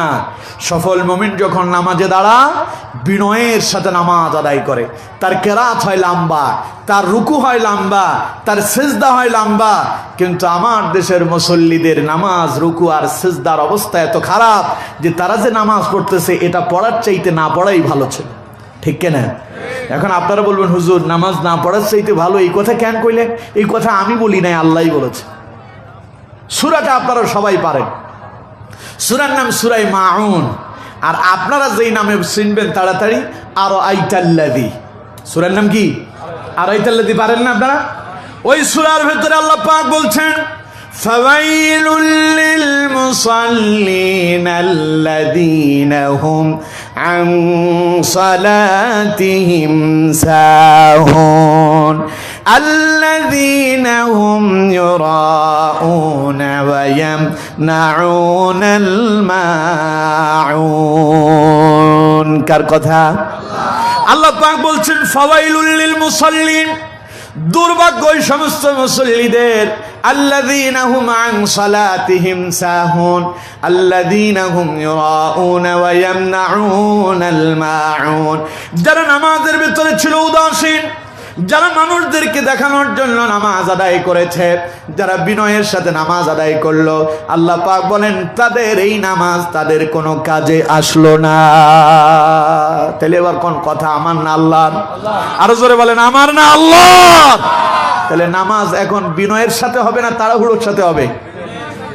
এখন আমাদের অবস্থা, আহারে, নামাজ হতে হবে একাগ্রতার সাথে।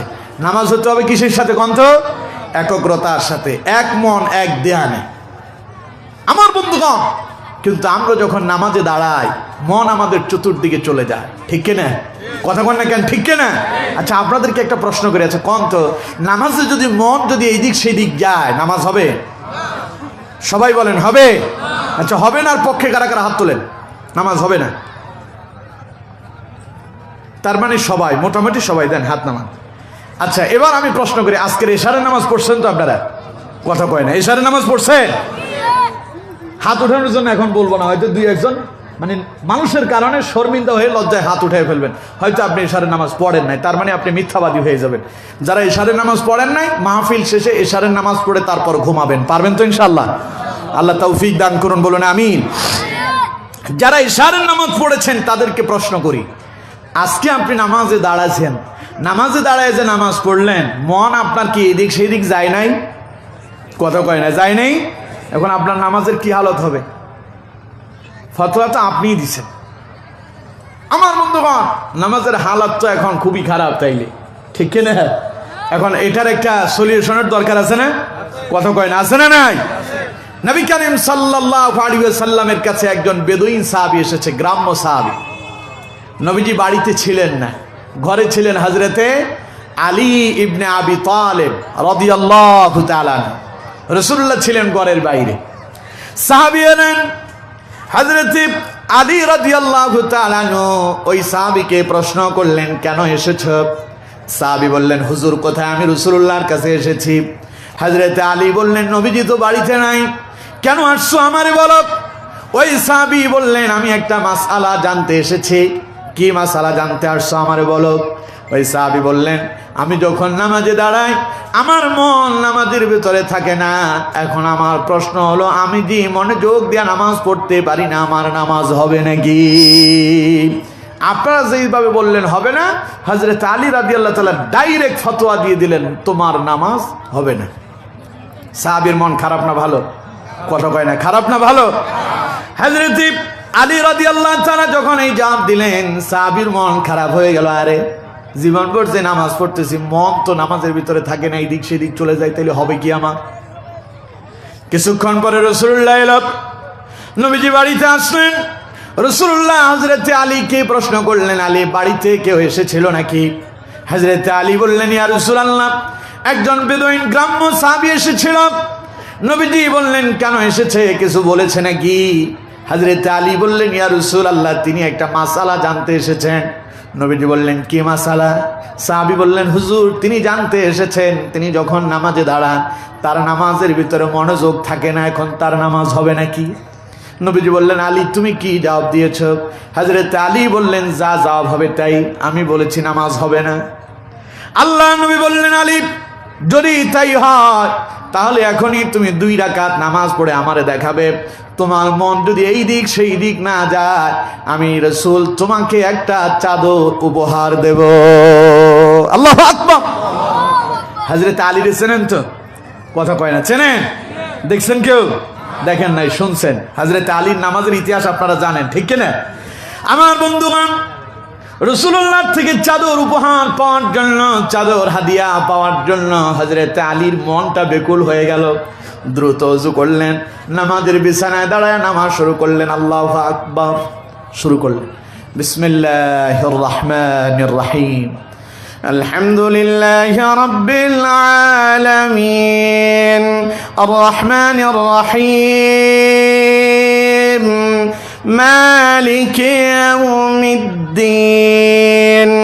إياك نعبد وإياك نستعين، اهدنا الصراط المستقيم، صراط الذين أنعمت عليهم غير المغضوب عليهم ولا الضالين।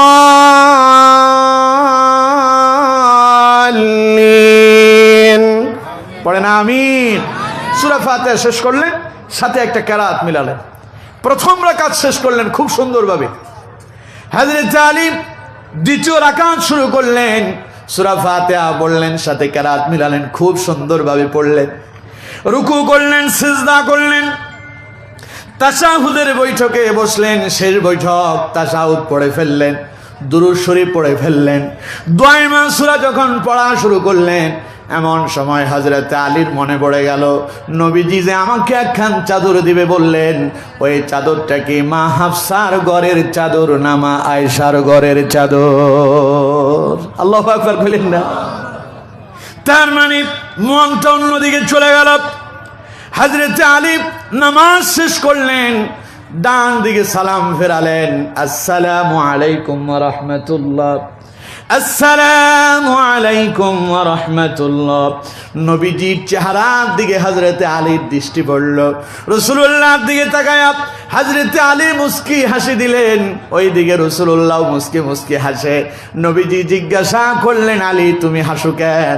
হযরতে আলী জবাব দেন, হুজুর আপনি যেই কারণে হাসেন আমি আলীও একই কারণে হাসি। আল্লাহু আকবার।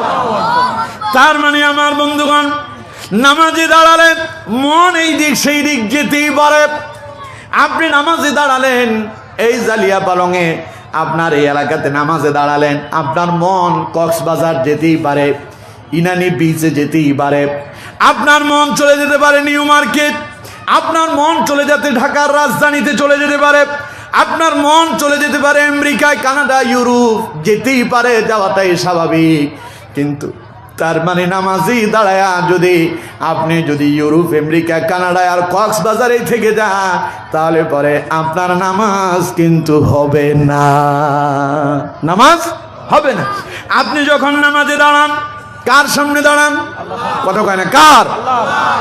আপনি যখন নামাজে দাঁড়ান আল্লাহর সামনে দাঁড়িয়ে আছেন। আপনার মন যখন অন্য দিকে চলে যায় তখন আল্লাহ আপনাকে ডাক দেন, আকবিল, আমার বান্দা কই গেলি? কক্সবাজার কেন গেলি? তুই তো আমার সামনে আছিস। আমার বান্দারে, তোর মন ইনানি বিচে কেন গেল? তোর মনটা নিউ মার্কেটে কেন গেল? তোর মন রাজধানীর ঢাকাতে কেন গেল? তোর মন আমেরিকায় কেন গেল? কানাডায় কেন গেল? আমার বান্দা তুই তো আমার সামনে দাঁড়িয়ে আছিস। আমার বান্দা আকবিল, আয় আয় বান্দা, তুই আবার আমার কাছে ফিরে আয়। সুবহানাল্লাহ বলে। আমাদের সেই কান্নায় আমরা শুনি না আমার বন্ধুগণ। কিন্তু এখন আপনি কক্সবাজারেই থেকে গেলেন, ফিরে এলেন না। এবার আল্লাহ আবার ডাক দেন, আকবিল বান্দা ফিরে আয়, ফিরে আয়। এখন আপনি ফিরে এলেন না, কয়বার হলো? কথা কয় না, কয়বার? যখন দুইবার বললেন আল্লাহ পাক, এরপরে আপনি ফিরে এলেন না, এখন আপনি কক্সবাজারেই থেকে গেলেন। আল্লাহ আবার ডাক দেন, আকবিল বান্দা ফিরে আয়। কয়বার হলো? তিনবার হয়ে গেল, এখন আপনি ফিরে এলেন না। তখন আল্লাহ রাব্বুল আলামিন বলেন, আল্লাহ রাব্বুল আলামিন বলেন, ফাওয়াইলুল লিল মুসাল্লিন আল্লাযীনা হুম আন সালাতিহিম সাহুন। দুর্ভাগ্য তোর মতো মুসল্লি, তোর মতো ব্যক্তির নামাজ আমার প্রয়োজন নাই। নামাজে যারা উদাসীন হয়ে যান, নামাজে যারা বেখবর হয়ে যান, নামাজে যারা মনোযোগ হারিয়ে ফেলেন, আবার ফিরে আসতেই পারেন না, যারা তাদের নামাজ কবুল করেন না যিনি তিনি কে? সুতরাং আমার বন্ধুগণ, নামাজে মন আপনার এই দিক সেই দিক যেতেই পারে।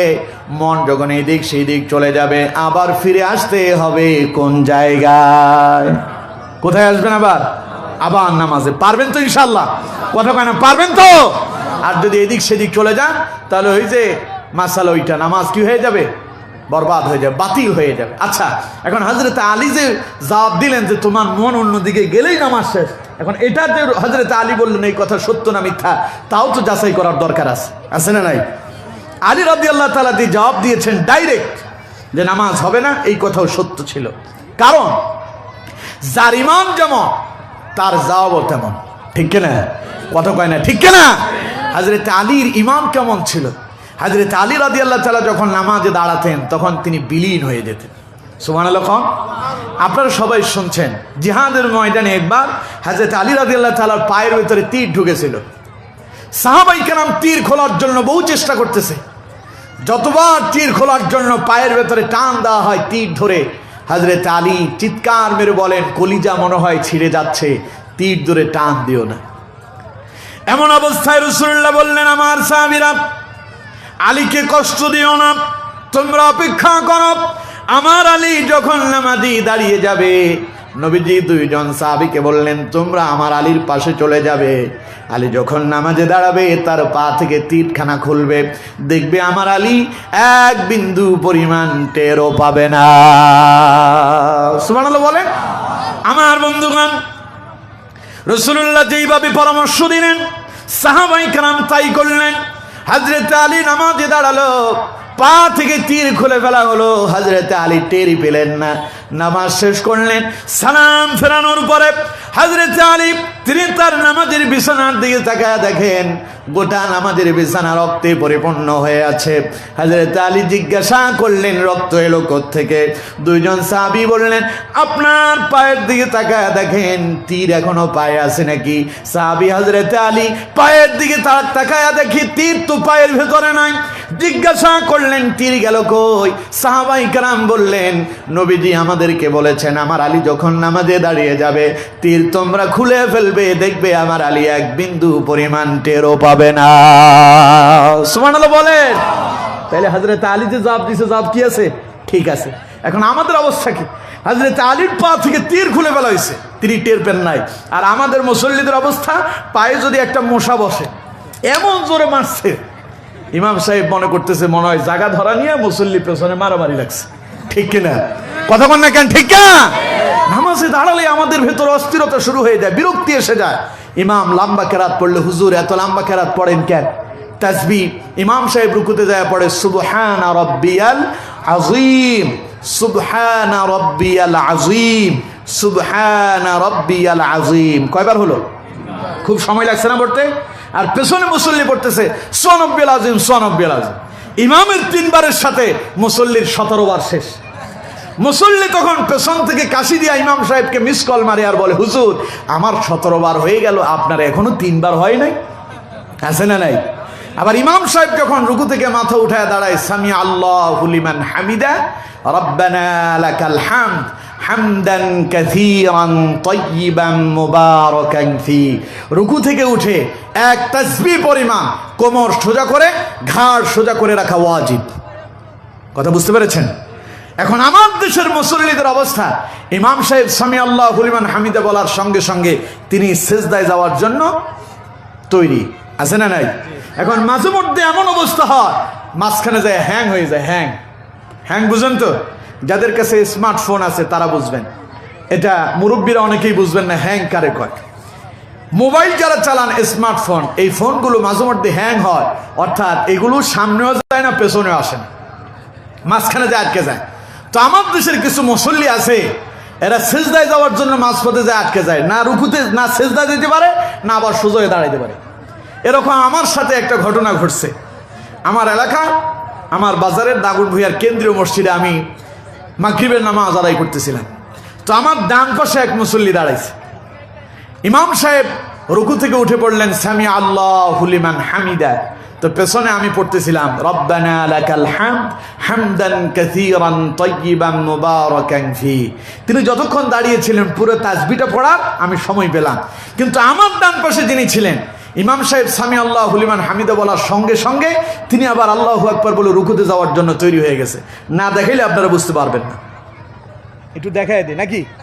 ইমাম সাহেব করলেন সামি আল্লাহু লিমান হামিদা, তিনি ইমাম সাহেব দাঁড়িয়ে আছে, তিনি যাবেন কই? মুসল্লি সিজদায় যাওয়ার জন্য। এইভাবে হয়ে আছে, না উঠতে পারে না যাইতে পারে। ইমাম দাঁড়ায় আছে আর মুসল্লি মাঝপথে গিয়া হ্যাং হয়ে গেছে, না যাইতে পারে না উঠতে পারে। এখন নামাজ শেষ হওয়ার পরে উনি আমার চেহারার দিকে তাকাইছে, তাকায় দেখে তো হুজুর তো আমার পাশে দাঁড়ায় আছে। আমি বললাম, ভাই সাহেব কি খবর? বলে হাসে, এই তো এইভাবেই তো চলবে না, এইভাবে হলে নামাজ হবে না। ইমামের আগে কেউ যদি উঠা বসা করেন নামাজ বাতিল। ইমামের আগে না রুকুতে যাওয়া যাবে, না সেজদায় যাওয়া যাবে, না সেজদা থেকে উঠা যাবে। যারা ইমামের আগে রুকু সেজদা করবেন তাদের নামাজ বাতিল হয়ে যাবে, এটা আর হবে না, আবার এগেন আপনাকে পড়তে হবে। কিন্তু এখন আমাদের অবস্থা আরো করুন, নিজে নিজে যখন নামাজ পড়ে তখনকার অবস্থা তো আরো খারাপ। ঠিক কেনা? কথা বল না কেন? ঠিক কেনা?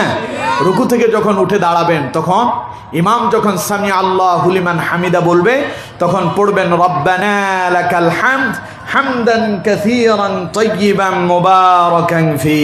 পড়তে পারবেন? কথা কয় না, পড়তে পারবেন? পড়লে কি লাভ হবে জানেন? বুখারীর বর্ণনা শুনেন।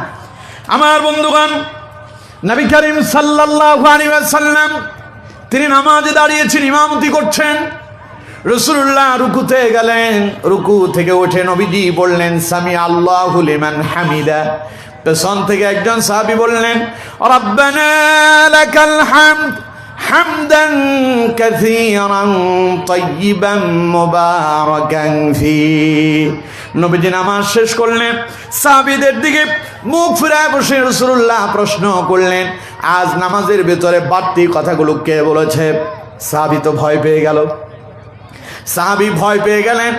রাসূলুল্লাহর কথা জবাব দেওয়ার জন্য তিনি উঠে দাঁড়ালেন, কাপা কাপা কণ্ঠে থরথর করে কাঁপতেছেন আর বলতেছেন, ইয়া রাসূলুল্লাহ সাল্লাল্লাহু আলাইহি সাল্লাম, হুজুর কথাগুলো আমি বলে ফেলেছি। হযরতে রাসূলুল্লাহর সামনে সাহাবী বললেন, হুজুর কথাগুলো আমি এমনি এমনি বলি নাই, কারণ আপনি বলেছেন সামি আল্লাহু লিমান হামিদা, যে আল্লাহর প্রশংসা করে আল্লাহ তার কথা শোনেন। এই জন্য আমি আমার রবের প্রশংসা করে ভালোবাসার কারণে আমি আমার রবের প্রশংসা করে ফেলেছি হুজুর, আমি ইচ্ছাকৃত করি নাই। আল্লাহ নবী বললেন, আমার সাহাবী, আমি নবী তুমি নবী না, আমি যা দেখি তুমি তা দেখো না। তুমি কি জানো নাকি, তুমি যখন রুকু থেকে উঠে দাঁড়িয়ে এই বাড়তি কথাগুলো বলেছ, তখন আমি দেখতে পেয়েছি আকাশে একজন দুইজন নয় 30 জন ফেরেশতা তোমার আমল নামায় সওয়াব লিপিবদ্ধ করার জন্য প্রতিযোগিতায় লেগে গিয়েছে। আপনি আপনি কেমনে তাড়াতাড়ি সেজদায় যাবেন, ওই জন্য আপনি পাগল হয়ে থাকেন। আর সাহাবায়ে কেরাম সোজা হয়ে দাঁড়িয়ে তাসবিহ পড়তেন, আর আমল নামায় সওয়াব লিপিবদ্ধ করার জন্য আসমানের ফেরেশতারা প্রতিযোগিতা করে। সুবহানাল্লাহ বলেন। রাসূলুল্লাহ আপনাদেরকে এটা শুনিয়ে দিচ্ছেন সাহাবীর মাধ্যমে যে আমার কোন উম্মত যদি নামাজের ভেতরে রুকুতে উঠে রুকু থেকে সোজা হয়ে যদি এই তাসবিহটা পড়ে, তার আমল নামেও ফেরেশতারা সওয়াব লিপিবদ্ধ করার জন্য প্রতিযোগিতায় লেগে যায়। সুবহানাল্লাহ বলেন। সুতরাং রুকু থেকে উঠে দাঁড়াবেন তো? কথা কয় না, দাঁড়াবেন তো? আবার আমাদের বহু ইমাম সাহেব আছে সামি আল্লাহু লিমান হামিদা আল্লাহু আকবার। আজ মাগরিবের নামাজ এক মসজিদে পড়লাম, আজকের কথা বলতেছি আর কি নামাজ পড়তেছে না দৌড়াদৌড়ি করতেছে, আমি বুঝলামই না। নামাজের ভেতরে এগুলো চলবে না। ইমামদের যদি এই অবস্থা হয়, মুসল্লির অবস্থা তো আরো খারাপ হবে, ঠিক কিনা? কথা বল না কেন, ঠিক কিনা? ইমাম সাহেবরা নামাজে দাঁড়ালে মনে করে যে মনে হয় তার মাথার উপরে কোনো বোঝা দেওয়া হয়েছে, তাই এই জন্য তিনি তাড়াহুড়ো করতেছে। আমার মুসল্লিরা আমার জিজ্ঞাসা করে, হুজুর আপনি এত সময় কি নামাজে কি পড়েন?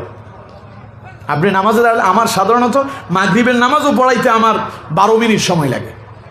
মাগরিবের নামাজ পড়াইতে কত মিনিট লাগে? 12 মিনিট। এশারের নামাজ পড়াইতে সেম একই টাইম। আর ফজরে কখনো 12 মিনিট, কখনো 15 মিনিট হয়ে যায়। মুসল্লিরা বলে, হুজুর আপনি এতক্ষণ কি পড়েন? আমরা চিন্তা করি যে হুজুর পড়েটা কি। আমি বলি যে সুবহান রাব্বিয়াল আযীম 3 বারই পড়ি, সুবহান রাব্বিয়াল আলা 3 বারই পড়ি। বাকি কেরাত তো আপনারা শুনতেছেন আমি কি পড়তেছি।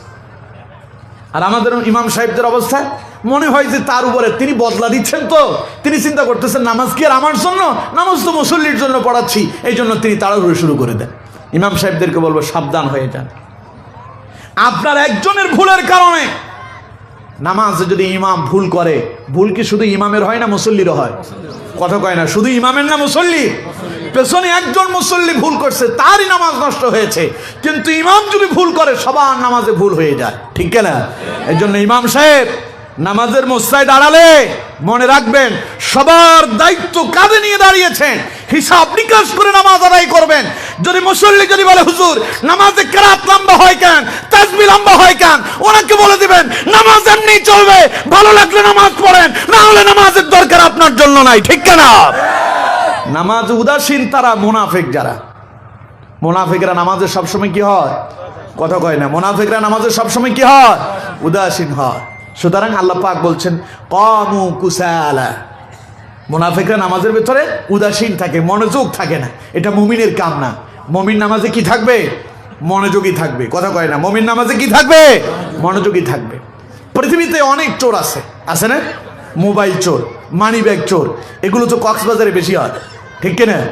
লোকজন পর্যটকরা আসে বেড়ানোর জন্য, যাওয়ার সময় একেবারে খালি হাতে যেতে হয়, মানি ব্যাগও নাই, মোবাইলও নাই। এই যে চোর, এদের চোরের ভেতরে কিছু আছে স্বভাবে করে, আবার কিছু আছে অভাবে করে। অভাবে যারা করে তাদের কথা ভিন্ন, যারা স্বভাবে করে তাদেরকে বলি আল্লাহর দরবারে তওবা করে ফিরে আসে। কিন্তু আপনি কি জানেন যেই লোকটা স্বভাবে চুরি করতেছে, স্বর্ণ চুরি করলো, গয়না চুরি করলো, এই চুরি করলো, সেই চুরি করলো। ওই চোরের চাইতেও বড় চোরকে, পৃথিবীতে সবচাইতে বড় চোর হলো ওই ব্যক্তি যে নামাজের ভিতরে চুরি করে। সাহাবায়ে কেরাম প্রশ্ন করলেন, ইয়া রাসূলুল্লাহ সাল্লাল্লাহু আলাইহি ওয়াসাল্লাম, হুজুর নামাজে আবার কেমনে চুরি হয়? নবীজি বললেন, নামাজের ভিতরে চোর হলো তারা রুকু এবং সিজদার মাঝে তাড়াহুড়ো করে যারা। এখন কি চোর হইতে চান না ভালো হইতে চান? কথা কয় না, চোর না ভালো? আবার আপনাদেরকে আরেকটা প্রশ্ন করি, আপনারা অনেকে বলবেন হুজুর এই জন্যই তো নামাজ পড়ি না। হ্যাঁ, অনেকে মনে করছেন এই জন্যই তো খালি শুক্রবার যায়, 2 রাকাত পড়িয়া দৌড় দেয়, কারণ আমি চোর হইতে চাই না, কারণ নামাজে তাড়াহুড়ো করলে চোর হয়ে যায়, এর জন্য হুজুর আমি মসজিদেই যাই না। আচ্ছা কোন তো নামাজে রুকু আর সেজদাতে তাড়াহুড়ো করলে যদি চোর হয়, যে নামাজ পড়ে না সে কি হবে? ডাকাত। সে কি? কথা কয় না, সে কি?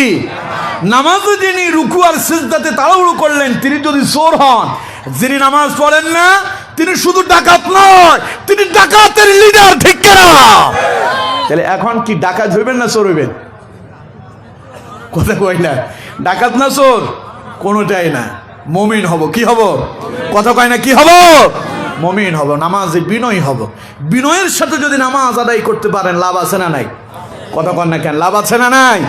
হাদিস থেকে শুনুন, রাসূলুল্লাহ বলেছেন, খামসু সালাওয়াতিন ইফতারাদাহুন্না আল্লাহ তাআলা মান আহসানা উযুআহুন্না ওয়া সাল্লাহুন্না লিওয়াক্তিহিন্না ওয়া আতাম্মা রুকুআহুন্না ওয়া খুশুআহুন্না كان له على الله عهد أن يغفر له ومن لم يفعل فليس له من الله عهد إن شاء غفر له وإن شاء عذبه। নবীজি বলেছেন, খামসু সালাওয়াতিন ইফতারাদাহুন্না আল্লাহ তাআলা, আল্লাহ তাআলা তার বান্দার উপরে দৈনিক 5 ওয়াক্ত নামাজ ফরজ করেছেন। কয় ওয়াক্ত? সবাই বলেন কয় ওয়াক্ত? 5 ওয়াক্ত। আল্লাহ নবী বলছেন, মান আহসানা উযুআহুন্না, যেই ব্যক্তি উত্তম রূপে ওযু করে, ওয়া সাল্লাহুন্না, ওযু করে নামাজের বিছানায় দাঁড়িয়ে যায়, লিওয়াক্তিহিন্না, সময় মতো নামাজ আদায় করে, ওয়া আতাম্মা রুকুআহুন্না ওয়া খুশুআহুন্না, বিনয়ের সাথে রুকু এবং সিজদা দেয়, কানা লাহু আলাল্লাহি আহদুন আন ইয়াগফিরা লা, আল্লাহ পাক তার ব্যাপারে ওয়াদা করেছেন আল্লাহ তার সব গুনাহ মাফ করে দেন। না আরো আস্তে কোন সুবহানাল্লাহ। আচ্ছা রাগ করছেন কারা কারা দেখি হাত তোলেন তো। রাগ করেন নাই তো? সুবহানাল্লাহ তো আস্তে বলেন কেন? তার মানে সুবহানাল্লাহ বললে কি ফায়দা তা আপনারা অনেকেই জানেন না। সুবহানাল্লাহর ফায়দা এখন আপনাদেরকে শুনাইতে হবে। আমার বন্ধুগণ, কেউ যদি একবার সুবহানাল্লাহ এই শব্দ যদি পড়ে, জমিন থেকে শুরু করে আসমান পর্যন্ত তাম পৃথিবীর সারা ফাঁকা জায়গাটা স্বর্ণ আর রূপা দিয়ে ঠেকে দিলে যতটুকুন না দাম হবে, বান্দার একবার সুবহানাল্লাহর দাম আল্লাহর কাছে এর চাইতে বেশি। এই তো এখন বুঝতে পারছি, এখন বুঝছেন তো, এই জন্য সুবহানাল্লাহ জোরে কইলেন। আচ্ছা আরেকবার যদি সুবহানাল্লাহ জোরে বলেন তাইলে কি আপনাদের ক্ষতি হবে না লাভ হবে? তাহলে কোন তো দেখি আরেকবার সুবহানাল্লাহ। কষ্ট একটু আমার হইলে হইলো আর কি, আমিও তো আপনাদের সাথে সুবহানাল্লাহ পড়ছি, সওয়াব তো আমিও পাইছি, ঠিক কি না? তাহলে আমার বন্ধুগণ, নবীজি বলেছেন কেউ যদি উত্তম রূপে ওযু করে নেয়, নামাজের বিছানায় দাঁড়িয়ে যায়, বিনয়ের সাথে রুকু আর সিজদাগুলো আদায় করে, তার মানে নামাজ যদি বিনয়ের সঙ্গে আদায় করতে পারেন, নবী করিম সাল্লাল্লাহু আলাইহি সাল্লাম বলছেন, কানা লাহু আলাল্লাহি আহদুন আন ইয়াগফিরা লা, আল্লাহ আপনার ব্যাপারে ওয়াদা করেছেন আল্লাহ তাআলা আপনার সকল গুনাহগুলো মাফ করে দেবে। সুতরাং ক্ষমা, গুনাহ থেকে ক্ষমা পেতে চান কারা কারা দেখে হাত তোলেন। লিল্লাহি তাকবীর, লিল্লাহি তাকবীর। আল্লাহ তুমি আমাদের গুনাহগুলো মাফ করে দাও, আমরা বলি আমিন। আরো জোরে পড়েন আমিন। হাত নামান, হাত নামান। আচ্ছা এবার দেখি হাত তোলেন যারা গুনাহ করেন নাই, জীবনে গুনাহ করেন নাই, কারা কারা হাত তোলেন? হ্যাঁ, গুনাহ সবাই করছেন, তাইলে নামাজ পড়ার দরকার আছে না নাই? জোরে বলেন আছে না নাই? মুমিনের প্রথম দায়িত্ব ঈমান আনার পরেই ইমানদারের প্রথম কাজ হলো নামাজ। ইমানদারের প্রথম কাজ কি? জোরে বলেন কি? এখন আপনারা বলবেন হুজুর খালি জুমার নামাজ পড়লে চলবে না? হ্যাঁ, আজকের জুমার নামাজগুলো বলেন মসজিদের ভেতরে জায়গা দেওয়া যায় না। বাকি সপ্তাহের 7 দিন 5 ওয়াক্তে মসজিদে মুসল্লি পাওয়া যায় না, ঠিক কিনা? মাঝে মধ্যে ইমাম আর মুয়াজ্জিন, ইমাম সাহেব নামাজ পড়া আর মুয়াজ্জিন সাহেব ইকামত দেন, দুইজন দিয়ে এই মসজিদে নামাজ চলে বেশিরভাগ ফজরের সময়। তাহলে নামাজ শুধু ইমাম আর মুয়াজ্জিনের জন্য নাকি? কথা কয় না, ইমাম আর মুয়াজ্জিনের জন্য না, নামাজ আমাদের সবার জন্য। সবার জন্য কি না? তাহলে নামাজ সবাই পড়বো তো ইনশাআল্লাহ? জোরে বলেন পড়বো তো ইনশাআল্লাহ? আল্লাহ আমাদের প্রত্যেককে বা জামাত 5 ওয়াক্ত নামাজ আদায় করার তৌফিক দান করুন, আমরা বলি আমিন। তাহলে আমার বন্ধুগণ, সফলতাকে আমি মুমিনের প্রথম গুণটা আপনাদেরকে শোনালাম। 1 নাম্বার, আল্লাযীনা হুম ফি সালাতিহিম খাশিউন। মুমিনেরা যখন নামাজে দাঁড়ায় তখন তারা কি উদাসীন থাকে না বিনয়ী থাকে? জোরে বলেন, বিনয়ী না উদাসীন? তাহলে আমরা নামাজে কি হব? বিনয়ী হব। তাহলে আমরা সফল মুমিন হতে পারবো। বাকি আছে আরো 6টা। এভাবে এক একটা করে বলতে বলতে রাত শেষ হয়ে যাবে, কিন্তু আলোচনা শেষ হবে না। কিছুক্ষণ পরে আপনারাও বলবেন, হুজুর রাত 12টা পার হয়েছে, আমরাও বাড়িতে যাব। আর আমিও বলবো একটু পরে আবার ফজরের নামাজও আছে, ঠিক কিনা? আমিও আর লম্বা আলোচনা করব না। বাকিগুলো এখন শুধু অনুবাদ বলবো, এরপরে দোয়া মুনাজাত করে আমরা বাড়িতে গিয়ে ফজরের নামাজ আদায় করবো ইনশাআল্লাহ। পারবো তো ইনশাআল্লাহ? পারবো তো ইনশাআল্লাহ? আল্লাহ তৌফিক দান করুক, বলুন আমিন। তাহলে 1 নাম্বার, সফল মুমিনের প্রথম কাজ নামাজে কি হবে? কথা কয় না, সবাই বলেন কি হবে? বিনয় হবে। 2 নাম্বার গুণ শুনেন, আল্লাহ রাব্বুল আলামিন বলছেন, ওয়াল্লাযীনা হুম আনিল লাগযি মুরিদুন। মুমিনেরা শুধু নামাজে বিনয়ী যে তা নয়, আল্লাহ পাক বলছেন মুমিনেরা সমাজেও বিনয়ী হয়ে যায়। সুবহানাল্লাহ বলেন। আল্লাহ পাক বলছেন, ওয়াল্লাযীনা হুম আনিল লাগযি মুরিদুন। মুমিনেরা অনর্থক কথা বলে না, ফায়সা কথা বলে না, মন্দ কথা বলে না। চায়ের দোকানগুলোতে আমার দেশে মন্দ কথা আছে না? না, এটা মুমিনের স্বভাব না মুনাফিকের? কার? মুমিনের না মুনাফিকের? সুতরাং মুমিনেরা, যারা মুমিন, সফল মুমিন যারা হতে চান, আল্লাহ রাব্বুল আলামিন শোনায় দিচ্ছেন, ওয়াল্লাযীনা হুম আনিল লাগযি মুরিদুন। সফল মুমিনেরা অনর্থক কথা বলে না, ফায়সা কথা বলে না, মন্দ কথা বলে না। সুতরাং আমরা কখনো মন্দ কথা বলবো না, মন্দ কাজে যাব না। পারবো তো ইনশাআল্লাহ? 3 নাম্বার শুনেন, আল্লাহ পাক বলছেন, ওয়াল্লাযীনা হুম লিয-যাকাতি ফাঈলুন। সফল মুমিনের 3 নাম্বার কোয়ালিটি হলো সফল মুমিন হিসাব করে করে যাকাত আদায় করে দেয়। 4 নাম্বার আল্লাহ পাক বলছেন, ওয়াল্লাযীনা হুম লিফুরুজিহিম হাফিজুন। সফল মুমিনদের 4 নাম্বার কোয়ালিটি হলো তারা তাদের লজ্জাস্থানের হেফাজত করে। এবার আল্লাহ পাক 5 নাম্বার এবং 6 নাম্বার 2টা একসঙ্গে আল্লাহ পাক বললেন, ওয়াল্লাযীনা হুম লিআমানাতিহিম ওয়া আহদিহিম রাউন। আল্লাহ রাব্বুল আলামিন বলছেন, সুবহানাল্লাহ কইলেন না? আমার বন্ধুগণ, আল্লাহ রাব্বুল আলামিন বলছেন, যারা বিনয়ের সাথে নামাজ আদায় করবেন, অনর্থক কথা পরিহার করবেন, হিসাব করে করে যাকাত দেবেন, লজ্জাস্থানের হেফাজত করবেন, আমানতের সংরক্ষণ করবেন, ওয়াদা পরিপূর্ণ করবেন, সময়ের নামাজ সময় মতো আদায় করবেন, আল্লাহ পাক বলছেন তাকে আমি জান্নাতুল ফেরদাউসের মালিক বানায় দেব। শুধু মালিক বানায় দেব যে তা নয়, আল্লাহ পাক বলছেন, হুম ফিহা খালিদুন। ওই জান্নাতে তাকে আমি প্রবেশ করাবো চিরকাল, সেই জান্নাতে সেই থাকবে। সুবহানাল্লাহ। আরো জোরে বলেন সুবহানাল্লাহ। সেই জান্নাত পেতে চান? জান্নাতুল ফেরদাউস কারা কারা চান? দেখি 2 হাত তুলে আল্লাহরে দেখা।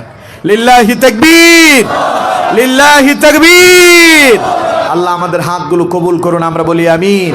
আল্লাহ আমাদের প্রত্যেককে 7টা কোয়ালিটি জীবনের ভেতরে ধারণ করার তৌফিক দান করুন, আমরা বলি আমিন। আল্লাহ আমাদের প্রত্যেককে জান্নাতুল ফেরদাউসের মেহমান বানিয়ে দেন, আমরা বলি আমিন। হাত নামান। আল্লাহ তাআলা আজকে যত কথা বলেছি আপনারা যারা শুনেছেন, আমার বলা এবং আপনাদের শোনার ভেতরে যদি কোনো ভুল হয়ে যায়, আল্লাহ তাআলা সকলের অন্তর থেকে সমস্ত ভুলগুলো মুছে দিন। সঠিক প্রত্যেকটা কথার উপরে আমাকে এবং আপনাদের সকলকে বাস্তব জীবনে আমল করার তৌফিক দান করুন, আমরা বলি আমিন। হামিদুম মাজিদ, আল্লাহুম্মা আমিন।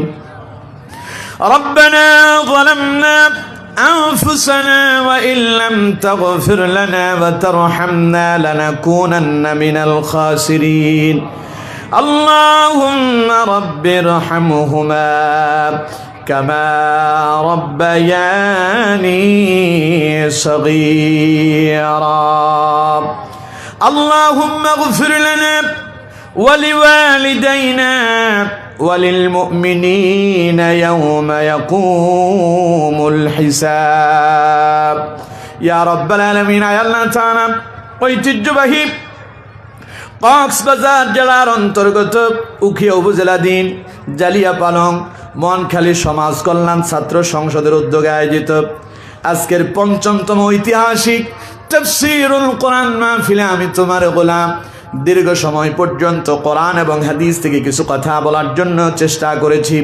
তোমার বান্দারা মনোযোগ দিয়ে শ্রবণ করলো। আয় আল্লাহ তাআলা আমার বলার তাদের শোনার ভেতরে যদি কোনো ভুল ত্রুটি হয়ে যায় মেহেরবানি করে প্রত্যেকের অন্তর থেকে সমস্ত ভুলগুলো মুছে দাও। সঠিক যতগুলো কথা আমি বলেছি মেহেরবানি করে প্রত্যেকটা কথার উপরে আমাকে এবং তোমার সমস্ত বান্দা বান্দীদেরকে আমল করার তৌফিক দান করে দাও। আয় আল্লাহ তাআলা এই ময়দানে সালাতুল আসরের পর থেকে উলামায়ে কেরাম কথা বলেছেন, তোমার বান্দা বান্দিরা শ্রবণ করেছে। আয় আল্লাহ তাআলা সকলের বলা আর তোমার বান্দা বান্দিদের শোনার ভেতরে যদি কোনো ভুল হয়ে যায় মেহেরবানি করে সমস্ত ভুলগুলো মুছে দাও। আয় আল্লাহ তাআলা বিনিময় তুমি যে সওয়াব দিয়েছো সওয়াবগুলিকে লক্ষ কোটি গুণ বৃদ্ধি করে সোনার মদিনায় নবী পাকের রওজা মুবারকে পৌঁছায় দাও। আয় আল্লাহ তাআলা নবীজির আহলে বাইত সাহাবায়ে কেরাম তাবিঈন তবে তাবিঈন খুলাফায়ে রাশিদিন সিদ্দিকিন শুহাদা সালিহিন সমস্ত আম্বিয়া আলাইহিস সালাম সব तमाम পৃথিবীর মাটির নিচে যত মুমিন মুমিনাত যত মুসলিমিন মুসলিমাত কবরবাসী হয়ে গেল মেহেরবানি করে তাদের প্রত্যেকের আরওয়া মুবারকির হাদিয়াগুলি পৌঁছায় দাও। খাস করে আমাদের যাদের মেহেরবান আব্বা জনম দুঃখিনী মা দুনিয়ার জমিন থেকে বিদায় নিয়ে চলে গেল, আয় আল্লাহ তাআলা মেহেরবানি করে আমাদের প্রত্যেকের মৃত মা বাবার কবরের মধ্যে হাদিয়াগুলি পৌঁছায় দাও। আল্লাহ আমাদের আব্বা আম্মার জিন্দেগীর গুনাহ খাতাগুলো মাফ করে দাও। আল্লাহ আমাদের আব্বা আম্মার কবরগুলোকে জান্নাতের টুকরা বানায়া দাও। আয় আল্লাহ তাআলা আমাদের যাদের মা বাবা বেঁচে আছেন আল্লাহ আমাদের মা বাবাগুলোকে নেক হায়াত দারাজ করে দাও। বাকি জীবন ঈমান ও আমলের উপর বেঁচে থাকার তৌফিক দান করে দাও। আয় আল্লাহ তাআলার বুকের শফিকুল হুদা ভাই দোয়া চেয়েছেন ওনার মায়ের জন্য, আল্লাহ ওনার আম্মা ইন্তেকাল করেছেন। আয় আল্লাহ তাআলা তার মায়ের কবরের মধ্যে হাদিয়াগুলি পৌঁছায় দাও। আয় আল্লাহ তাআলা ওনার আম্মার জিন্দেগীর গুনাহ খাতাগুলো মাফ করে দাও। ওনার আম্মার কবরটাকে জান্নাতের টুকরা বানায়া দাও। আয় আল্লাহ তাআলা মাইকের আওয়াজ যত দূর যায় আশেপাশে যত কবরস্থান আছে যত কবরে যত মুর্দেগান শায়িত আছেন মেহেরবানি করে তাদের প্রত্যেকের কবরের মধ্যে হাদিয়াগুলি পৌঁছায়া দাও। মুর্দাদের কবরে আযাব মাফ করে দাও। মৃতদের কবরগুলোকে জান্নাতের টুকরা বানায়া দাও। আয় আল্লাহ তাআলা এই মাহফিলের আয়োজন যারা করলেন আর শোনার জন্য যারা আসলেন, যারা টাকা দিয়া শ্রম দিয়া বুদ্ধি দিয়া পরামর্শ দিয়া লাইট দিয়া মাইক দিয়া প্যান্ডেল দিয়া সময় দিয়া যে যেভাবে সাহায্য সহযোগিতা করেছেন মেহেরবানি করে প্রত্যেকের এই দানকে তোমার মহান শাহী দরবারে কবুল আর মঞ্জুর করে নাও।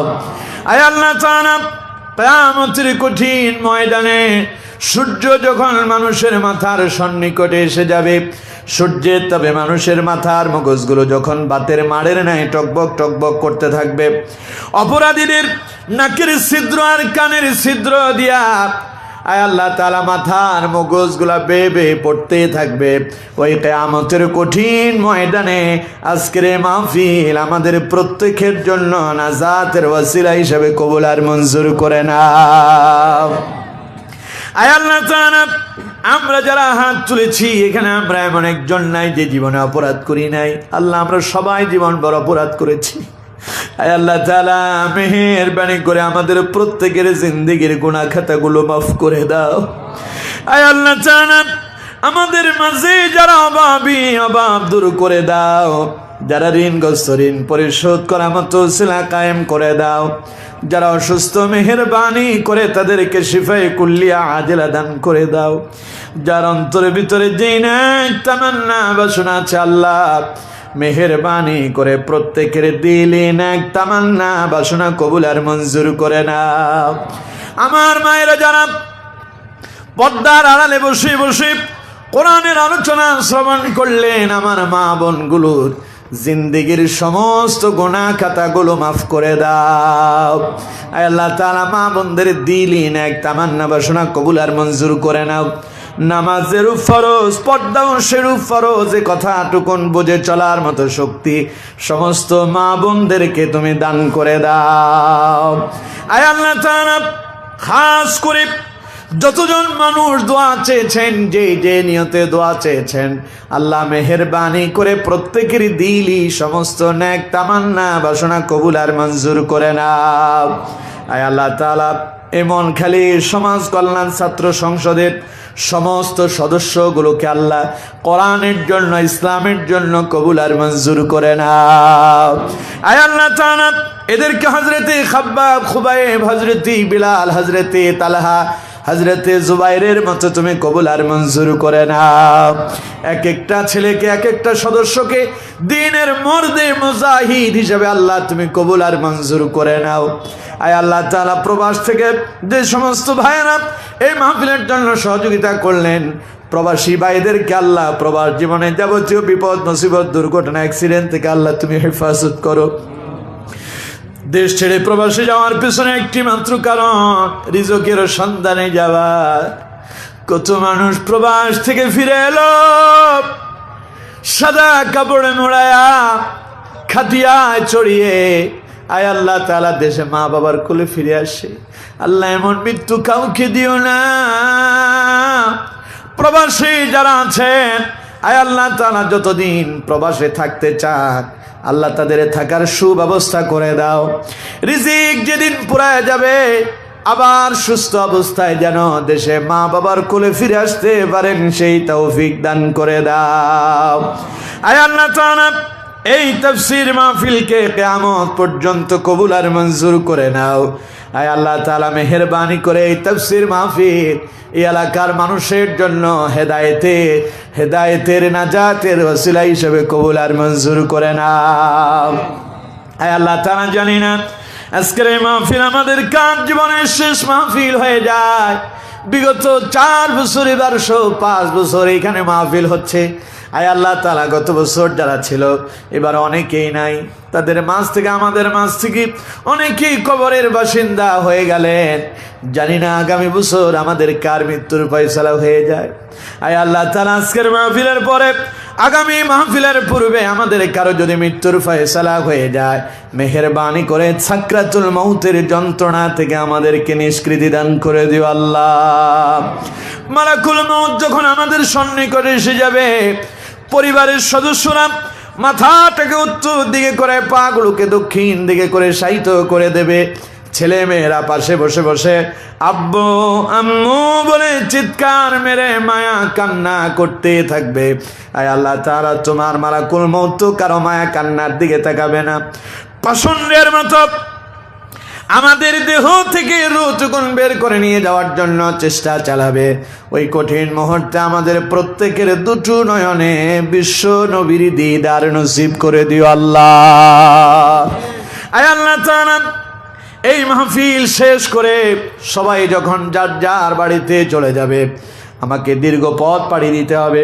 আয় আল্লাহ তাআলা যাতায়াতের পথে রাস্তাঘাটের দুর্ঘটনা অ্যাক্সিডেন্ট থেকে আকস্মিক বিপদ মুসিবত থেকে আল্লাহ আমাকে আমার গাড়ির ড্রাইভার আমার সফর সঙ্গী আল্লাহ আমার গাড়িকে সহ যাবতীয় বিপদ মুসিবত থেকে আল্লাহ তুমি আমাদেরকে হেফাজত করো নিরাপদে আমাদেরকে আমাদের গন্তব্যে পৌঁছায়া দাও আয় আল্লাহ তাআলা আমি তোমার গোলাম আমার কোনো ইলম কালাম নাই আল্লাহ তুমি আমার জবান দিয়ে যা বলাইছো তাই বলেছি আয় আল্লাহ তাআলা মেহেরবানি করে আমার কোরআন হাদিসের সঠিক ইলম দান করে দাও আমরা কোরআনের সাথে ইসলামের সাথে দ্বীনের সাথে লেগে থাকার তৌফিক আমারে দান করে দাও দুনিয়াও সম্মানিত করো পরকালেও সম্মানের আসনে আদিষ্ট করে দিও আল্লাহ আয় আল্লাহ তাআলা আমাদের 90% মুসলমানের দেশ বাংলাদেশ এই দেশকে আল্লাহ তুমি কোরআনের জন্য ইসলামের জন্য কবুল আর মঞ্জুর করে নাও এই দেশে যারা কোরআনের কথা বুঝে না তাদেরকে বোঝার তৌফিক তুমি দান করে দাও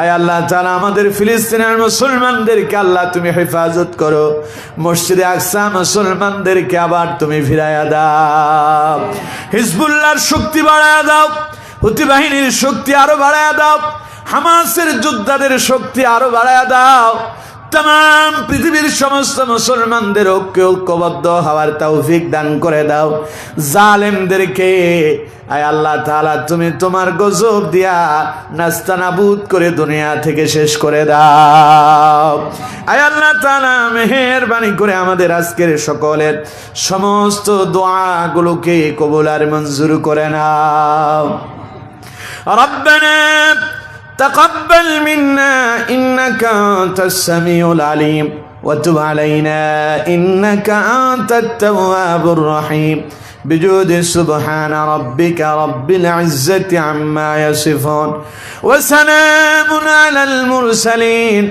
والحمد لله رب العالمين واجعل آخر كلامنا عند الموت لا إله إلا الله محمد رسول الله صلى الله عليه وسلم